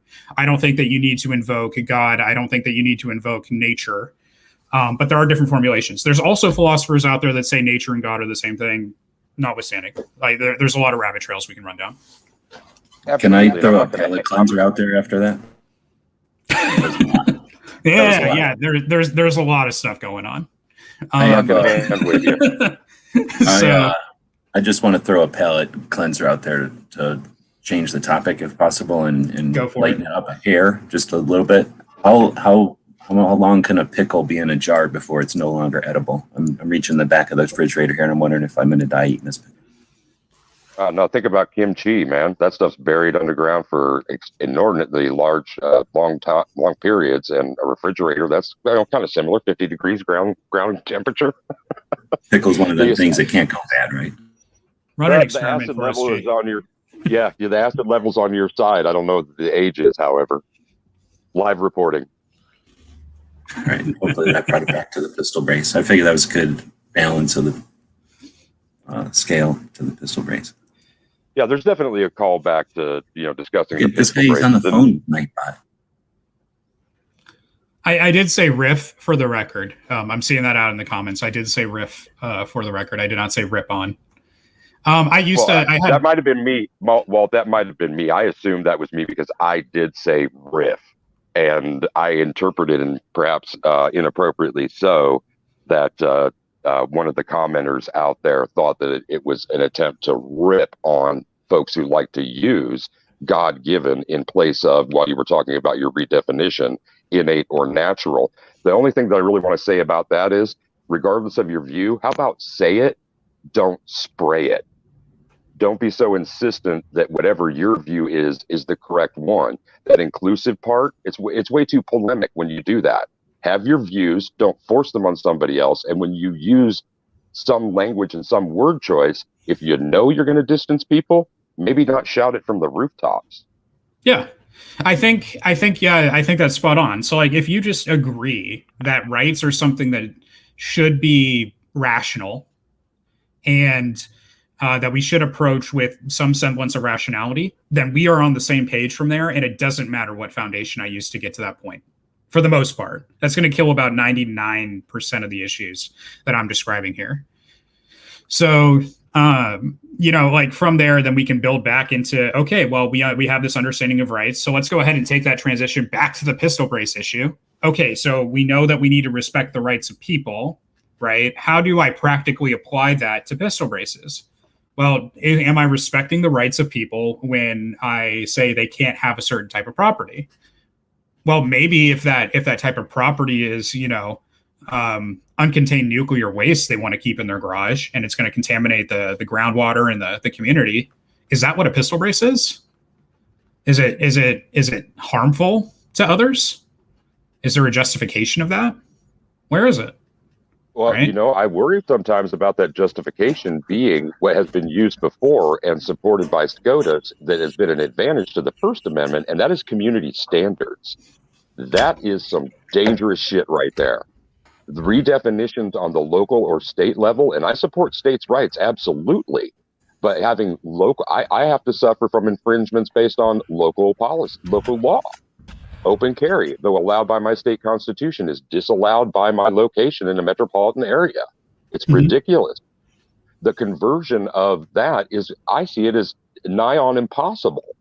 How is it in a city that the largest city in Nebraska, how do you turn that tide when it's never even been it hasn't been a common experience to exercise those kind of rights since the 19th century?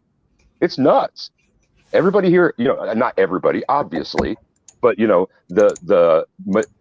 know what the percentage of Nebraskans is that have firearms. Okay, most of them are going to be long guns, and those exist city and country. But in the country, you're likely to have both. So how is it that in the rest of the state you get those privileges? We don't. Community standards, that's some dangerous stuff. Hashtag Larry Flint. Yeah, I mean that is dangerous. And we're demonetized. Thank you, GJ. What? What'd I do? Wasn't me. Larry Flint. I don't think I turned the monetization anyway, but whatever. First Amendment, the challenge, basic community standards. I know what you're saying. Right there. I know what you're saying. I was joking. Oh, my bad. I'll roll with that. Sorry, man. But yeah, like hey, the other thing that I want to say is also there is the backing. So we have our perspective, which is okay. Well, we can rationally get to a point of what's called legal positivism. So we can say, I have this ethical basis, right? I know what the laws should be, based off of this, and I think we can all discuss that. And then what we can do is posit what the law should be. So, like in that vein, what I'm saying is the law and what's ethical are separate. But I know what's ethical. I can take that knowledge, and it's cool for me to go ahead and say, because I have this ethical knowledge, because I'm looking at the real world, I can make good laws now. I can talk to people. We can work this out as a society and come up with a just way to make a law, right? We have that kind of contrasting with this this authoritarian kind of like realism, which is, I think we have authoritarian actors looking and saying, this is the state of the game. This is how things work, and this is what something I can do from my position of power. And we kind of have a might makes right. I'm going to go for it because I think this just makes a better society and everyone has to deal.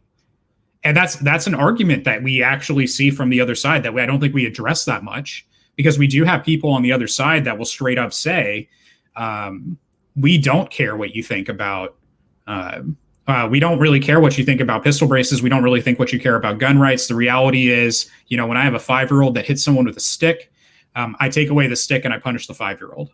And that's it. And it ruins, everyone's sticks go away at that point. And that's all guns are. And it's my job to babysit you. And if you can't handle it, I'm going to babysit you. I'm going to make sure cops babysit you. And they're unapologetically making that argument. Like they don't care about that freedom axiom, right? That we have. And how does that exist? I mean, besides the whole ostrich thing, it's like, besides those who choose to bury in the sand, how does that even happen? I think the way that it happens is these people are seeing harm done in society with something. They're making a causal jump to the tool, which is partially justified, right? Like, yeah, if the guns disappeared tomorrow, there'd be no more gun violence. If there were no guns on the planet, no more gun violence, sure. But we know that's not really how crime is caused. We know that crime is caused by people that want to commit crimes, right?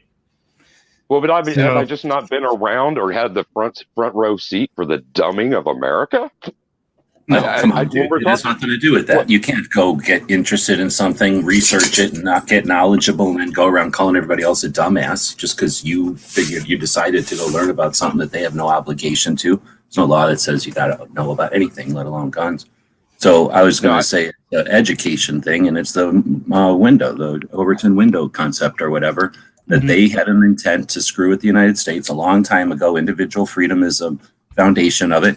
The firearms, personal property, ownership, or whatever is a fundamental part of that individual freedom. So they went after that intentionally a long time ago, and they've shifted the Overton window. They funded movies that make it ridiculous. If you shoot a vehicle with a handgun, it explodes. And without any influence other than that, why would you call someone an idiot for thinking that handguns are dangerous? It's our obligation, if we really think that there should be something to challenge the outrageous, is to put out something that's valid. And we mock the NRA for being a bunch of assholes, and we hate what's her face for coming up for being the first female president of the NRA and coming up with that eagle. And we tell her that was a failed thing. The NRA didn't do nothing. But is anybody supporting kids safe? Is anybody supporting faster saves lives? Like, we're not just insisting that firearms education be brought to schools, safety education, awareness, right? So we don't just get to say other people are ignorant. We have a lot of work to do. Eternal vigilance. Sorry, I put in I the chat. absolutely agree with. Sorry, I put in the chat a GOA statement on it. We are committed to fight against everything, and we will fight against everything. And for what it's worth, Excellent. what I was suggesting there was basically because I'm standing in this room virtually. And so that's what I'm saying to those gathered here. That's not the kind of thing I take to the streets. What I take to the streets is the education tip constantly, and the support of things like the DC Project, a new paradigm, the kind of thing that Walt has been, pushing toward, and especially when we were talking about moralism early on.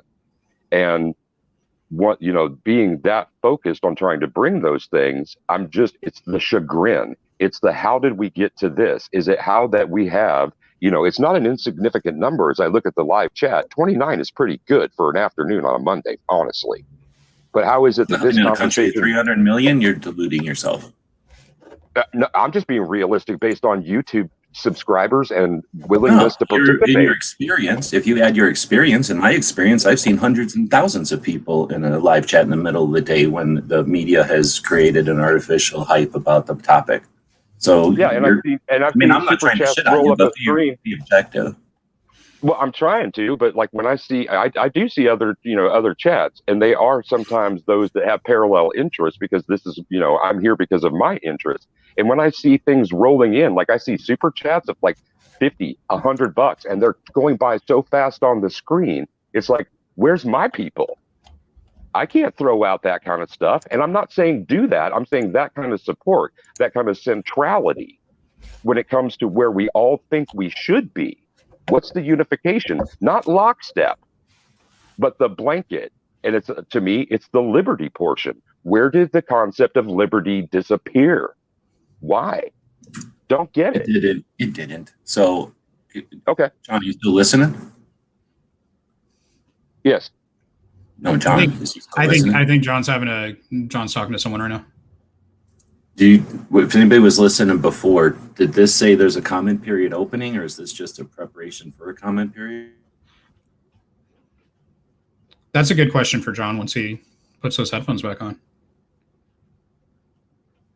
I'm hoping that there is one. And I don't see why there wouldn't be.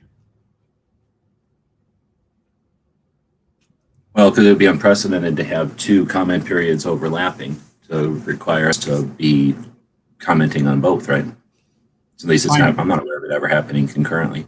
Flying Rich is saying 90 day. Thank you, Rich. And that's 90 on this new one, not the August 18 or mid-month August. It's 90 days. Can you tell start? us what's up with that? Yeah. Right now we do not have a start point, but that will come out. It basically, it's when they release it, they don't actually put it into the registry until a date down the road. They submit it to the registry, and the registry puts it in whenever they get around to it, and that's when the actual comments start. So has there ever been one where they've done two concurrently before? Required us to be aware and persistent on two different issues at once? With specifically in our field, I don't know of any, but they have done it in other fields. So it's not. Yeah, I know like regulations has done like an EPA one or like a DHS one at the same time as an ATF, but like I'm not aware of any ATF ones where they required the industry and the community to come together and be aware and resist tyranny on two fronts at the same time. And it's like you say, it's just due to them. Well, maybe not this as a strategy. Yeah, I mean that's what I think.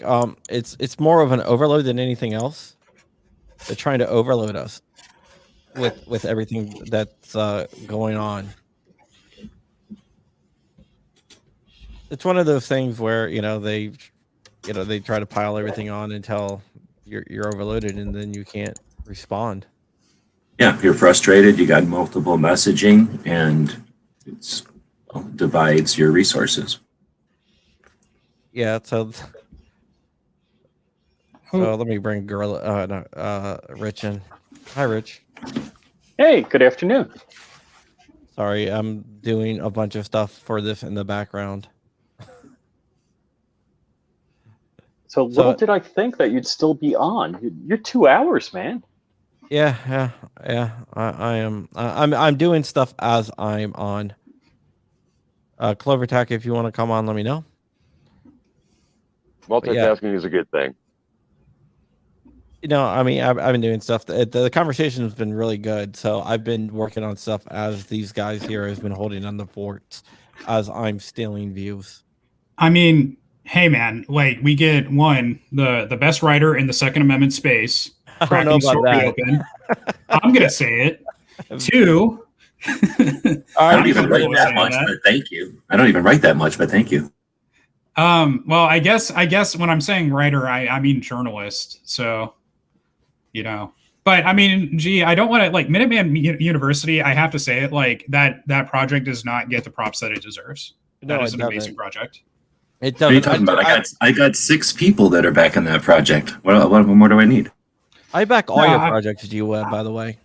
I mean, Well, that means just like 2 of public 5 on the props. panel at least. Right. Yeah, publicly 6 people in the Indiegogo campaign. So that's a good one. Well, I'm Right. one of them.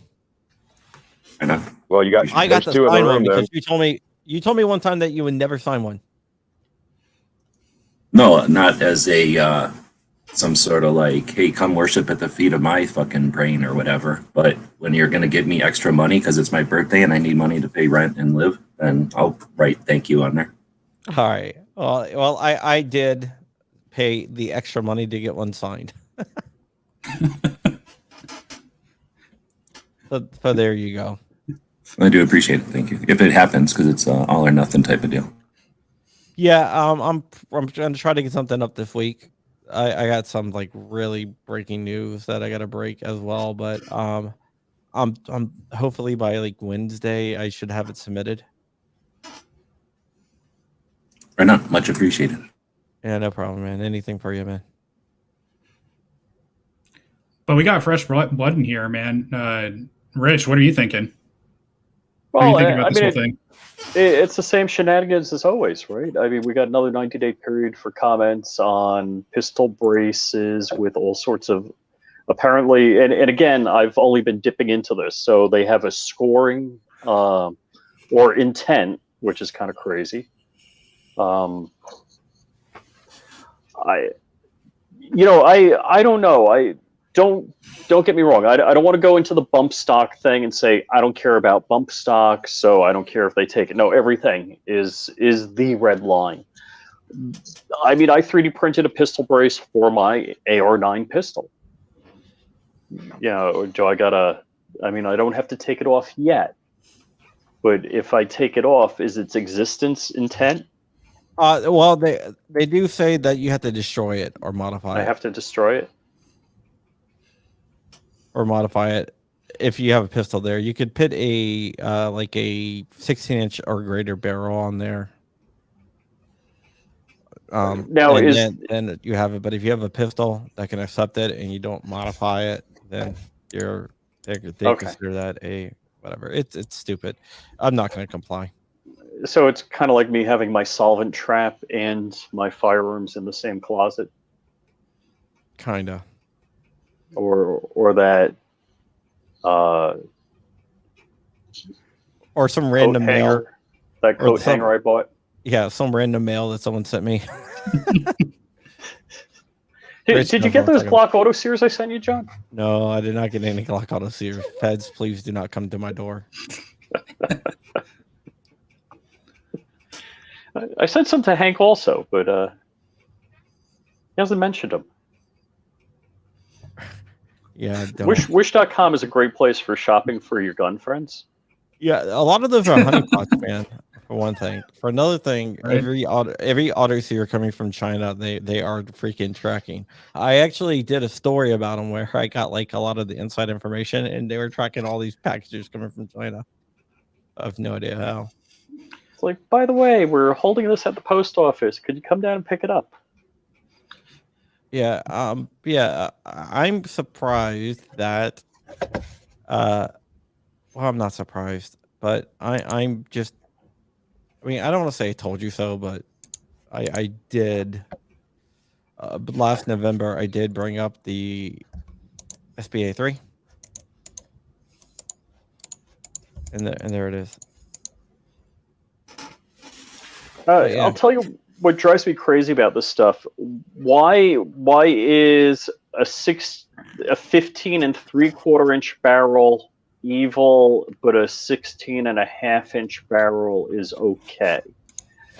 Why is a pistol brace evil, but all of the stupid firearm laws that we have? Show me how one thing is more deadly. Show me the statistics on all the people killed with silencers or all the people killed with machine guns. And then if they're dangerous, we can talk about it. The party of facts and science. Well, how about this? I think there are some that would, and this is a comic, response. Don't have to nanny boo boo. Right. And Correct. Yeah, go ahead. Well, that's the same thing that Al Gore said when he got caught making campaign calls from his residence. He said, well, there's no controlling legal authority, which translated exactly into what you said. Yeah, I mean, So the reason there's all those definitions and the reason that a 15.5 is different than a 16 is because arbitrarily they picked a number back in the 30s when there was an attempt to bring handguns off of infringement that was being put at a federal level that was new. And because of technology and because of people's awareness and unawareness that such a thing could even happen, it was pushed through. They doubled down a couple years later in 38 with the FFA. And then ever since then, they've just continued to push at it, and there's been no actual resistance. Now, generationally later, we've all lived with those infringements, and in 68, they doubled down again, and instead of us getting together and saying no, we allowed it, and now generationally, we live in a different world. So this is the opportunity we've never had before. That we're talking about laws that were created in 1934, again, arbitrarily. We have more information than we ever have about their origin and all that stuff about that, the circumstances, I guess, of the 34 laws and all the things that have amended it. We have the brace is precedent now since the early 2000s. We have suppressors that almost had the Hearing Protection Act go through if it wasn't for a situation, an exploitation of an atrocity in Las Vegas. Otherwise, that was, if you remember, I was paying attention at the time, that Hearing Protection Act was about to go through as an ADA, as a how dare you hurt our ears and put other people at risk because of the secondhand noise out of a gun, right? The secondhand smoke theory. We were successfully bringing that to the table.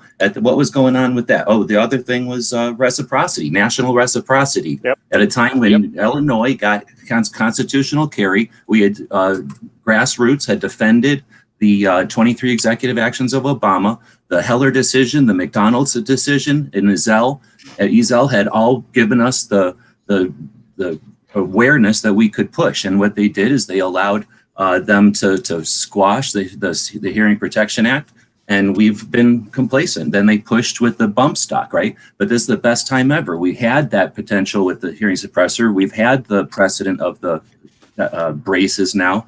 We've had the precedent with the bump stock and with the different triggers to push against the restrictions on machine guns. So what else is there? Short shotguns? Oh, guess what? There's been firearms for how long now that you take a receiver and you put barrels in the stock, give it the actual definition of a firearm without meeting any of the NFA? We have more precedent than we've ever had. What we don't have is people that are willing to take their attention away from the knife cut that they just got from a razor blade and realize that the only thing they can come after us right now is a razor blade on the table that they're pushing towards us. And if we quit touching the razor blade, we quit getting cut by it, and we could literally take them down. The face of gun ownership has changed.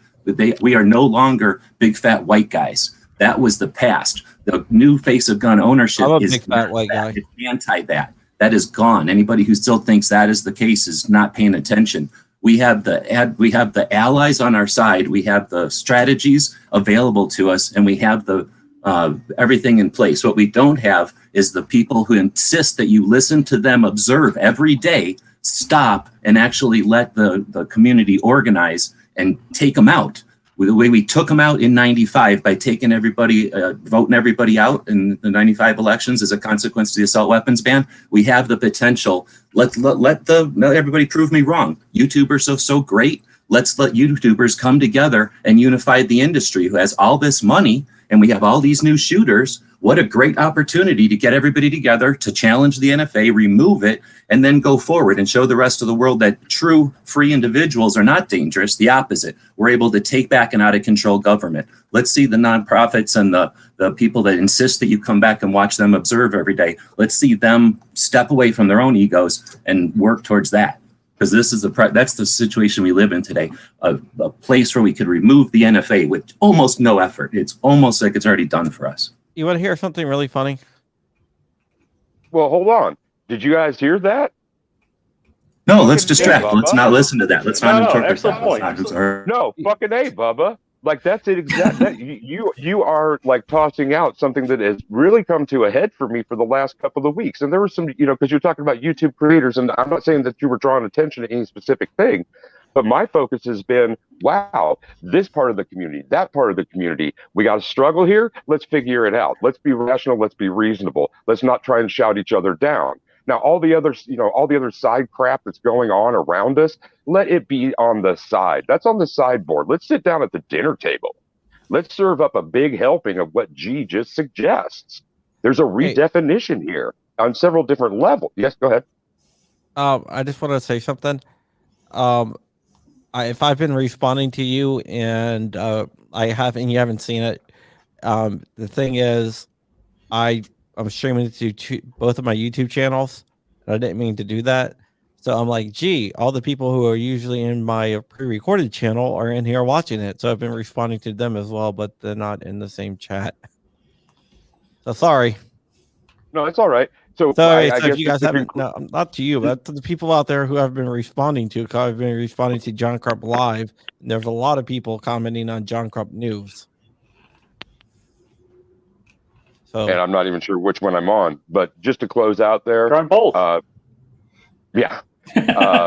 long overdue. It's a long overdue visit, a revisit from the 1930s, from those pieces of legislation, going back up to 68, going through Heller, going through all these things. The momentum that is there, the acceleration there is incredible. And why not push that far? Why not? And then how? Wow, that's a big one. So this is where my hot take. I hope everyone, I want you to debate this out of me. Okay, I want you guys to slap this out of me. But this is where I would make the argument that a lot of the fights that we have are over convenience, and this is why. So, in the context of the NFA, in the context of everything here, and the ATF, all the ATF agents out there watching this right now, know, right? As a matter of fact, that anyone could buy, an oil filter. Anyone can buy one of these, wish solvent traps that somehow they get lucky and they pick the one that's not the honeypot, whatever. Everyone knows you can 3D print an autosphere. Like this is public knowledge at this point, right? Like everybody knows. You're not supposed to do it, right? It's a felony, whatever. But it's the name of the game.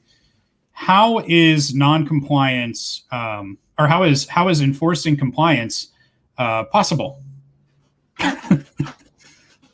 So like how is compliance, how is compliance actually possible at any mass scale? And the answer is like it's not. Like the ATF can't do this wide scale compliance enforcement. They don't have the resources to do it. So if that's the case, right, when we're talking about like let's get rid of background checks or let's make it so that you can own machine guns and things, we're really talking about not, listen, if you got a felony and you wanted to go buy a gun in America, you could make that happen.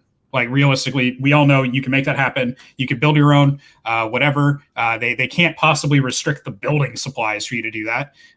Where there's a will, there's a way, right? Criminals have gotten a hold of weapons. We know that. So the question is, are we, are we just, can we acknowledge that we're fighting to resist the tyranny that is imposed on that limited group of people that actually face ATF enforcement, and that's kind of what this is, and the people that will face that enforcement eventually?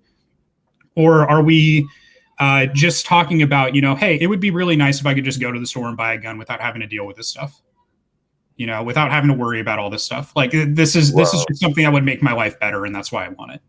okay, All right, getting back to the pistol brace thing, I just got a text from a very prominent, like extremely prominent constitutional lawyer who just read this. I don't want to give out his name, but Is he a chicken farmer? I don't want to give out his name, but if I say his name and you look him up, you're like, wow, this guy has Supreme Court victories. He writes, let's see here.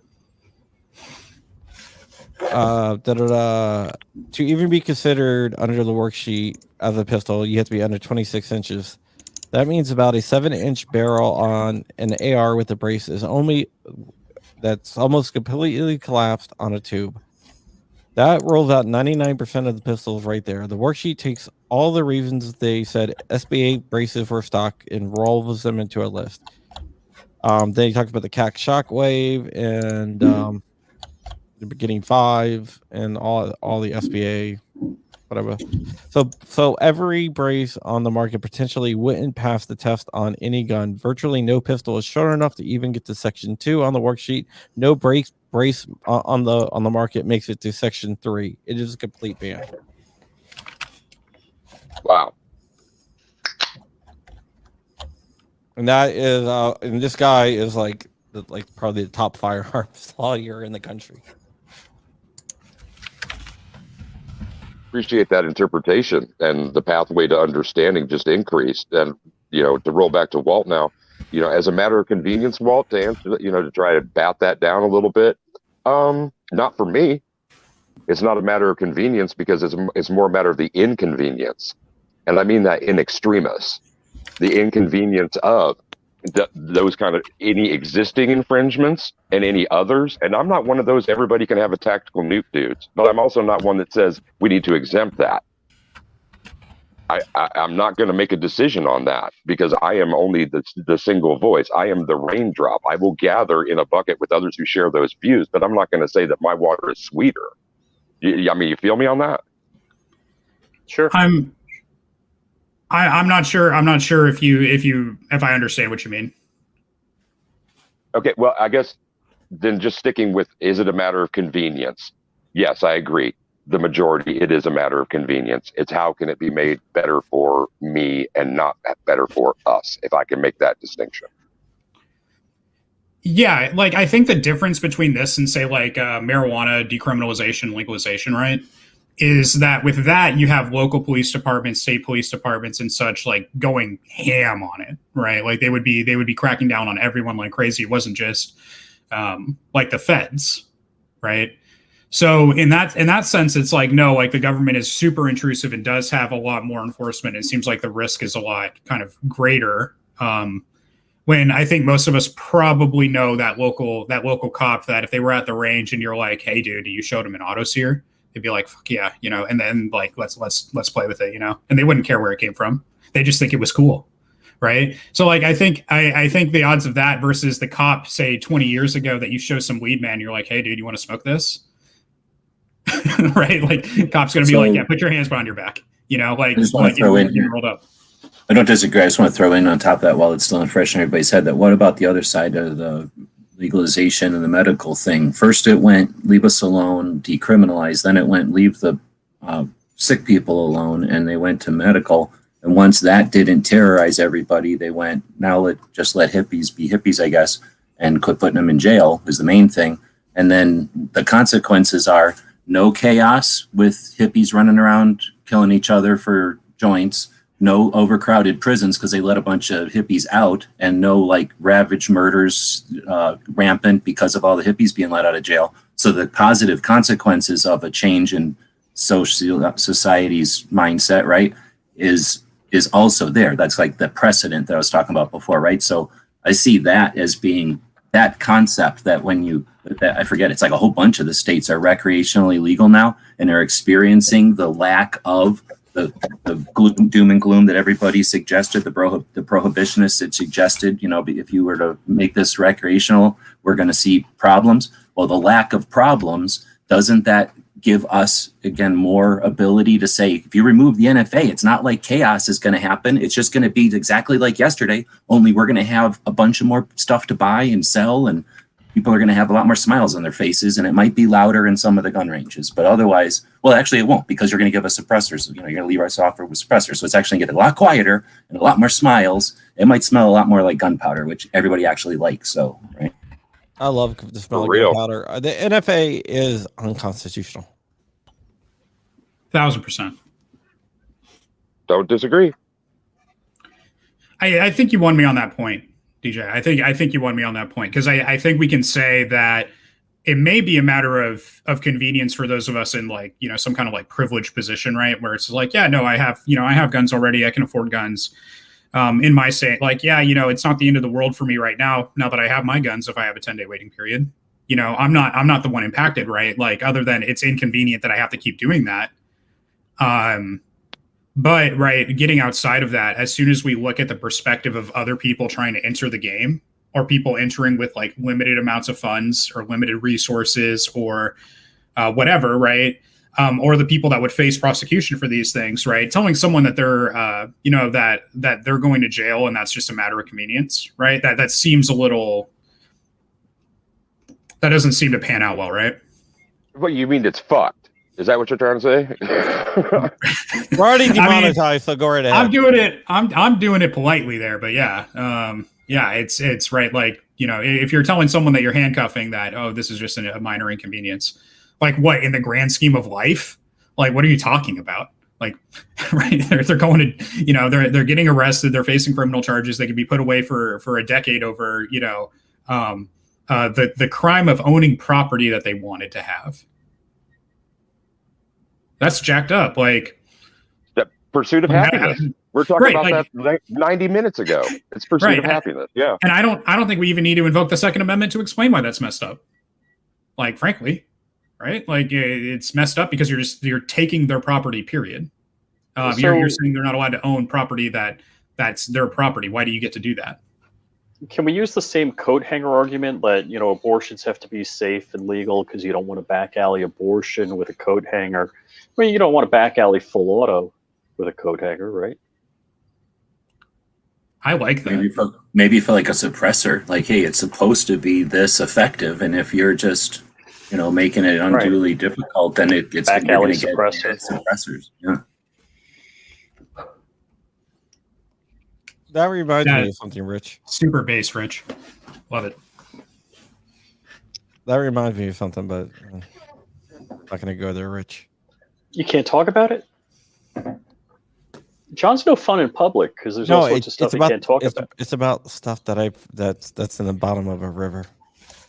Yeah. One of the things that nobody pays attention to, if there was no regulation like the NFA on suppressors, then that means any bad guy would legally be able to hold a pillow up to their gun and legally use it as a sound suppression device. Right now, the NFA prohibits them from doing that. So we're under that umbrella of safety. None of us appreciates that. So wait, if I shoot a gun underwater, does that count also? Because it's going to be snap! Is the ocean an unregistered suppressor? Well, actually, sound waves travel faster underwater, so it would be louder underwater, but not above water. But not above water. Every single lake is an unregistered suppressor. I feel like everybody who's looking at a lake right now is basically in possession of an unregulated. Only if you shoot from inside going out. You have to shoot out, or it will be a sound amplifier. You know what? I've seen videos where people shoot underwater, and I've definitely shot into water, but I've never seen a video where you're shooting from the water out. It must make a noise. It has to at least make a splash or something, right? As it comes out of the water, as all the water displaces. Yeah. Well, if it's still supersonic, but that's highly questionable.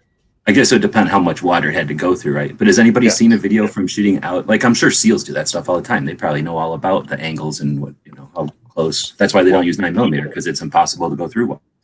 Well, if the water's murky enough, it's actually illegal because it hides the gun, and that's an illegal concealed carry because you're swimming with a gun under murky water. So if there's any reeds or like plants in the water, you know, or like algae above you, you're illegally concealing the firearm because you're wearing the ocean at this moment. I love that. I love that. It's in the Constitution, kids. Look it up. Yeah. Don't we have an analog for what that might sound like from missile launches from subs? I mean, does it make a noise when they break water? Well, so I hope you understand that when a submarine launches a missile from underwater, they have a gas generator, so the missile actually doesn't get wet as it travels through. It never Oh. breaks surface tension, right? There's like a bubble Right. that it like a bubble hole that it goes Ah. up through, and then it And shoots. the Russians have that a rocket-powered. Is that a The Rush- concealed? Sorry, is that a concealed torpedo then, or concealed missile? Yes. And the Russians have rocket-powered torpedoes. So Yeah, they fire generator a rocket being played. underwater or up on the Yeah, surface. it's so the torpedo actually has a gas generator in it, so the torpedo never gets wet, and because of that, there's less surface friction on it, and it travels at incredibly high velocities. So it like blows air in front of the torpedo to Yes. kill the friction, but then it can also be, it has all that oxygen, so it burns it to propel itself also. Something like that. It's almost like we're smart and we figure out cool ways to use tech. Make it interesting. That is pretty cool. I'm not gonna lie. Water If different. you have a small Okay, version of okay, that, back to pistol braces. all right. This isn't I want a like- submarine on a pistol brace, damn it. This isn't I'll put that on like, a t-shirt. Yeah. Yeah, it's almost like someone told us about the SBA 3 back in like November. John, you're the gun whisperer. We know. No, but here's the thing. If you go back and read those letters, go back to my article in November, you read the letters that from the ATF. The ATF's reasoning is identical to what's in this letter here. So they had this for a long time. That's all I'm saying. We should Well, I don't think- reconcile this against that guidance too. Yeah, no, well, this is the one in November, the internal one that I got. Right. Yeah. Yeah. That's what I'm saying. Like we should look at all three of them and like kind of compare where the commonalities and thoughts are and where they Well- where they differ from themselves. I already had someone do that. Extrapolation. I didn't do it, but somebody else did it. And they say that November, this is like almost identical to November. Then December, they loosened it up. Then they went back to it. So you done an article on that timeline yet? No, I haven't, but somebody sent me all the stuff. Who right, wants well, to we're be waiting. unnamed. Well, it's one of my attorneys. We're waiting. No, Get I through what you already wrote like 2 articles while we were on here. Wow. Yeah. Multitask. Yeah, of I'm course. I'm down to make that timeline graphic tomorrow if you want to message me some high level bullet points or Yeah, details. I mean, dude, I don't want to go back to the November time frame. Being people like freaking piled on me, man. Well, that was the stink, right? Because it was like kind of like the company itself, right? Was Yeah, getting involved in that, and Yeah, they knew it. Yeah.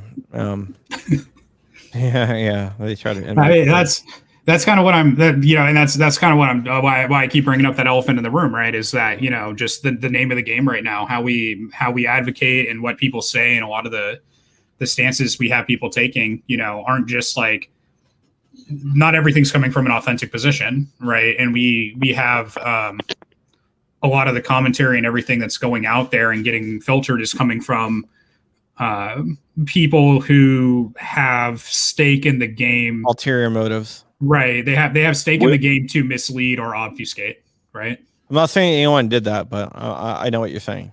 I'm not going to outright make that assertion either. What I am going to say is that should be cause for I want this to be the least hyperbolic, I guess, concern. It should be cause for concern that we have people with stake in the game to obfuscate that, like businesses that make money if that obfuscation can happen, or political actors, right, that have stake in the game. That should be cause for concern when we're talking about this stuff. Yeah, there are always political actors in the game, and it's identifying them and knowing what they are.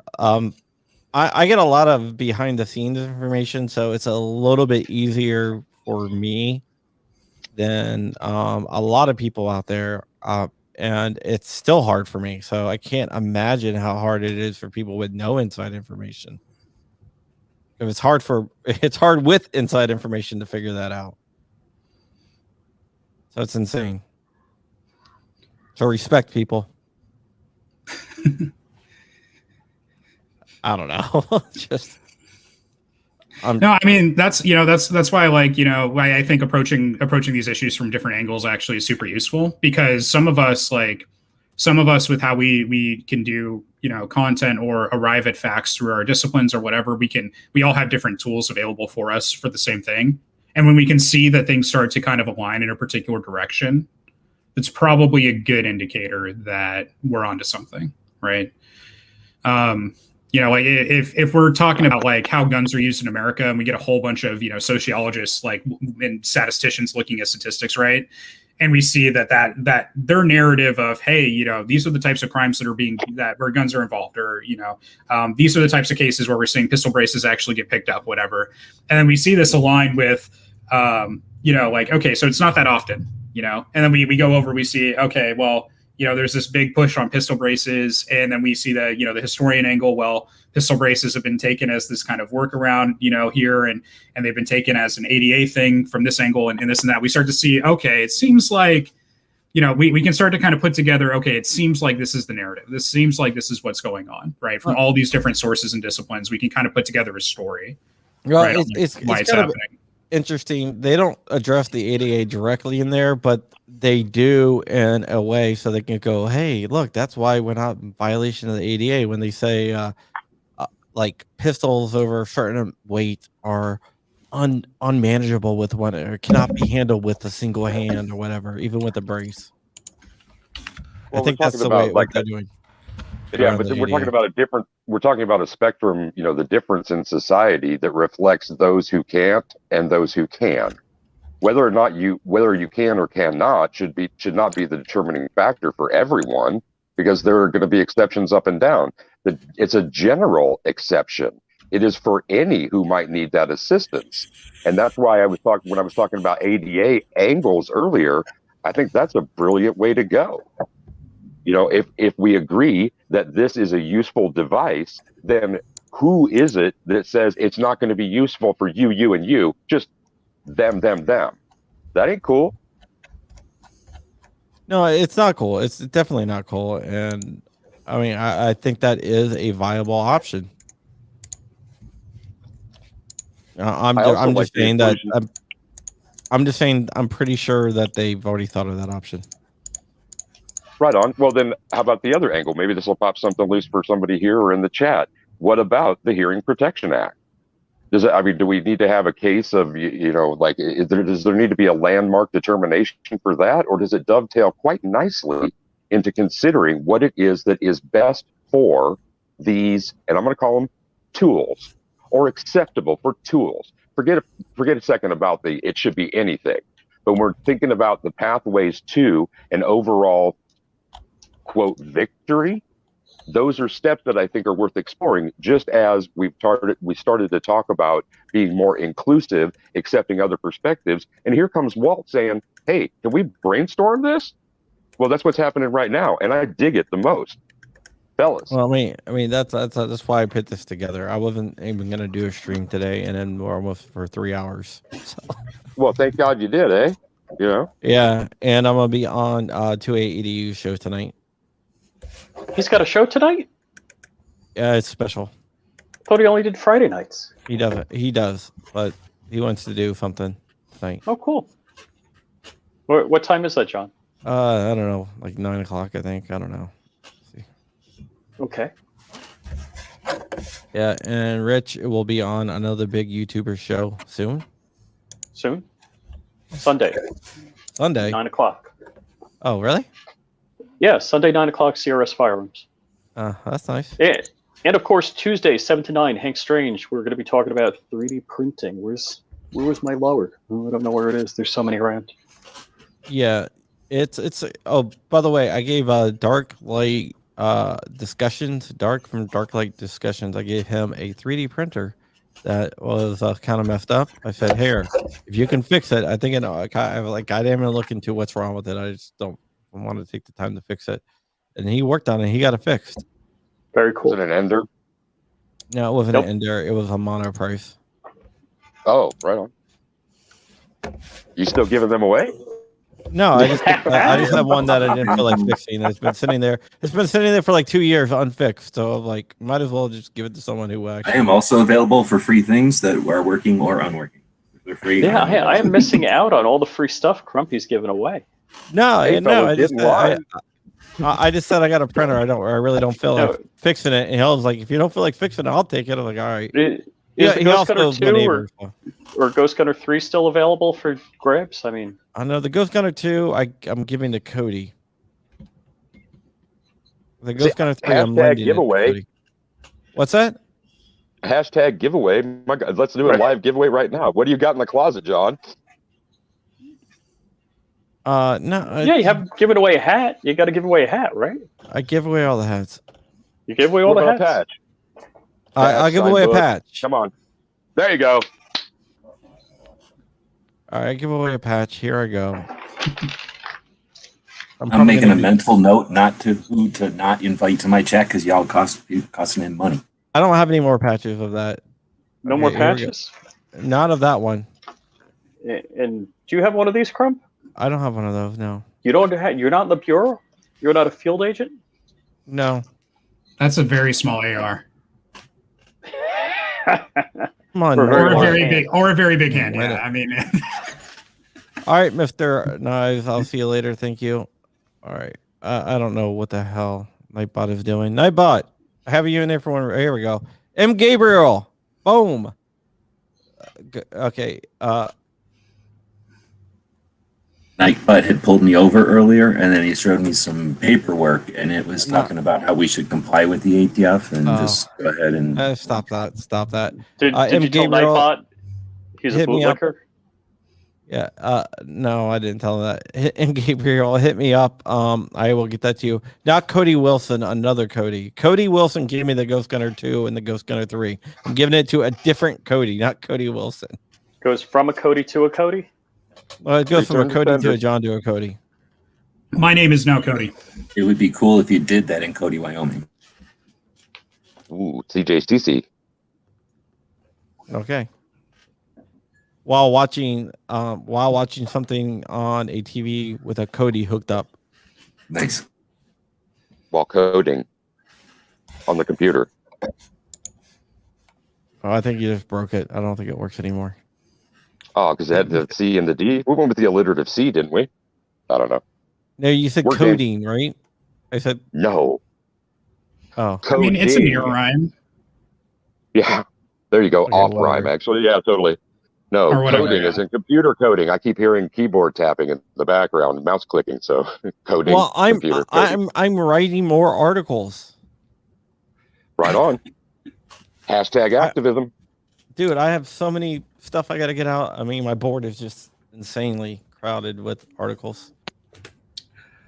Yeah, I that's would what show he it said to he you was going to do a show today. Yeah, yeah, that's the reason why I wasn't gonna do a show today. I would show the board, but then I would spoil some surprises. So, or get scooped. I'm not even one of the supposed two. to be here today. I'm not supposed to be here. All right, let's go around the room. I'm gonna end this. I'm gonna go eat some dinner. I'm hungry. I'm gonna go to Walt. Walt, go ahead, plug whatever you want to do. Yeah, youtube.com/Walt Anderson Show. Okay, you're can I clicking the roll- stop you there for 1 second? I just want to say, even if you don't agree with Walt on everything, you should still check out his YouTube channel and listen to him because he makes some excellent points, and he's a really smart guy and a very, very smart philosopher. Oh, thank you. Yeah, that makes me feel so good with my associate's degree. But yeah, yeah, go if you guys are interested in philosophy and talking about why government should stop taking our liberties from a perspective that's not necessarily right of center. Come check me out. All right, Ming the Merciless, go ahead. Well, I want to, if I'm going to push anybody somewhere to check out stuff besides what Walt has intimated there, I would say there's a Tuesday and Thursday chat with Guns and Barbecue. There's a Friday 2A wrap-up show with gun websites. Need to check out any other content right now. Spread your wings, see what's out there, and then come back and tell us, or give your pages a chance to spread the good word. And as always, be safe, have fun, carry your gun, and rock. Okay. Let's go to my co-pilot. You have a co-pilot because if he was the pilot, we would have crashed. Rich. Even though we do crash a lot on our show, but Rich. And I crash other shows, yes. Oh, Rich is now the official co-host of Firefly Chats whenever he can be on. You have an open Thank you, John. invitation. Thank you, John. I appreciate that. So flyingrich.com or youtube.com/flyingrich and flyingrich_official on the grams. And for my 3,000 subs, I'm going to fire an AK underwater in my pool. That's cool. As long as my wife doesn't find out. You know, my wife, I would disappear. I'd be buried Jimmy Hoffa. Well, Pretty sure. that's the difference. John, you got a wife in the Costa Nostras. I got a wife. My wife's not Costa Nostra. She's from That's Palermo. what they all say. She's from Palermo, but she's not Costa Nostra. That's what they all say. My wife, worse, she's going to tell me, I want to go to Florida, and she's already in Florida. Oh, Jesus. GGP. You crack me up. I'm going to give you a Wolverine. All right, G-Webs.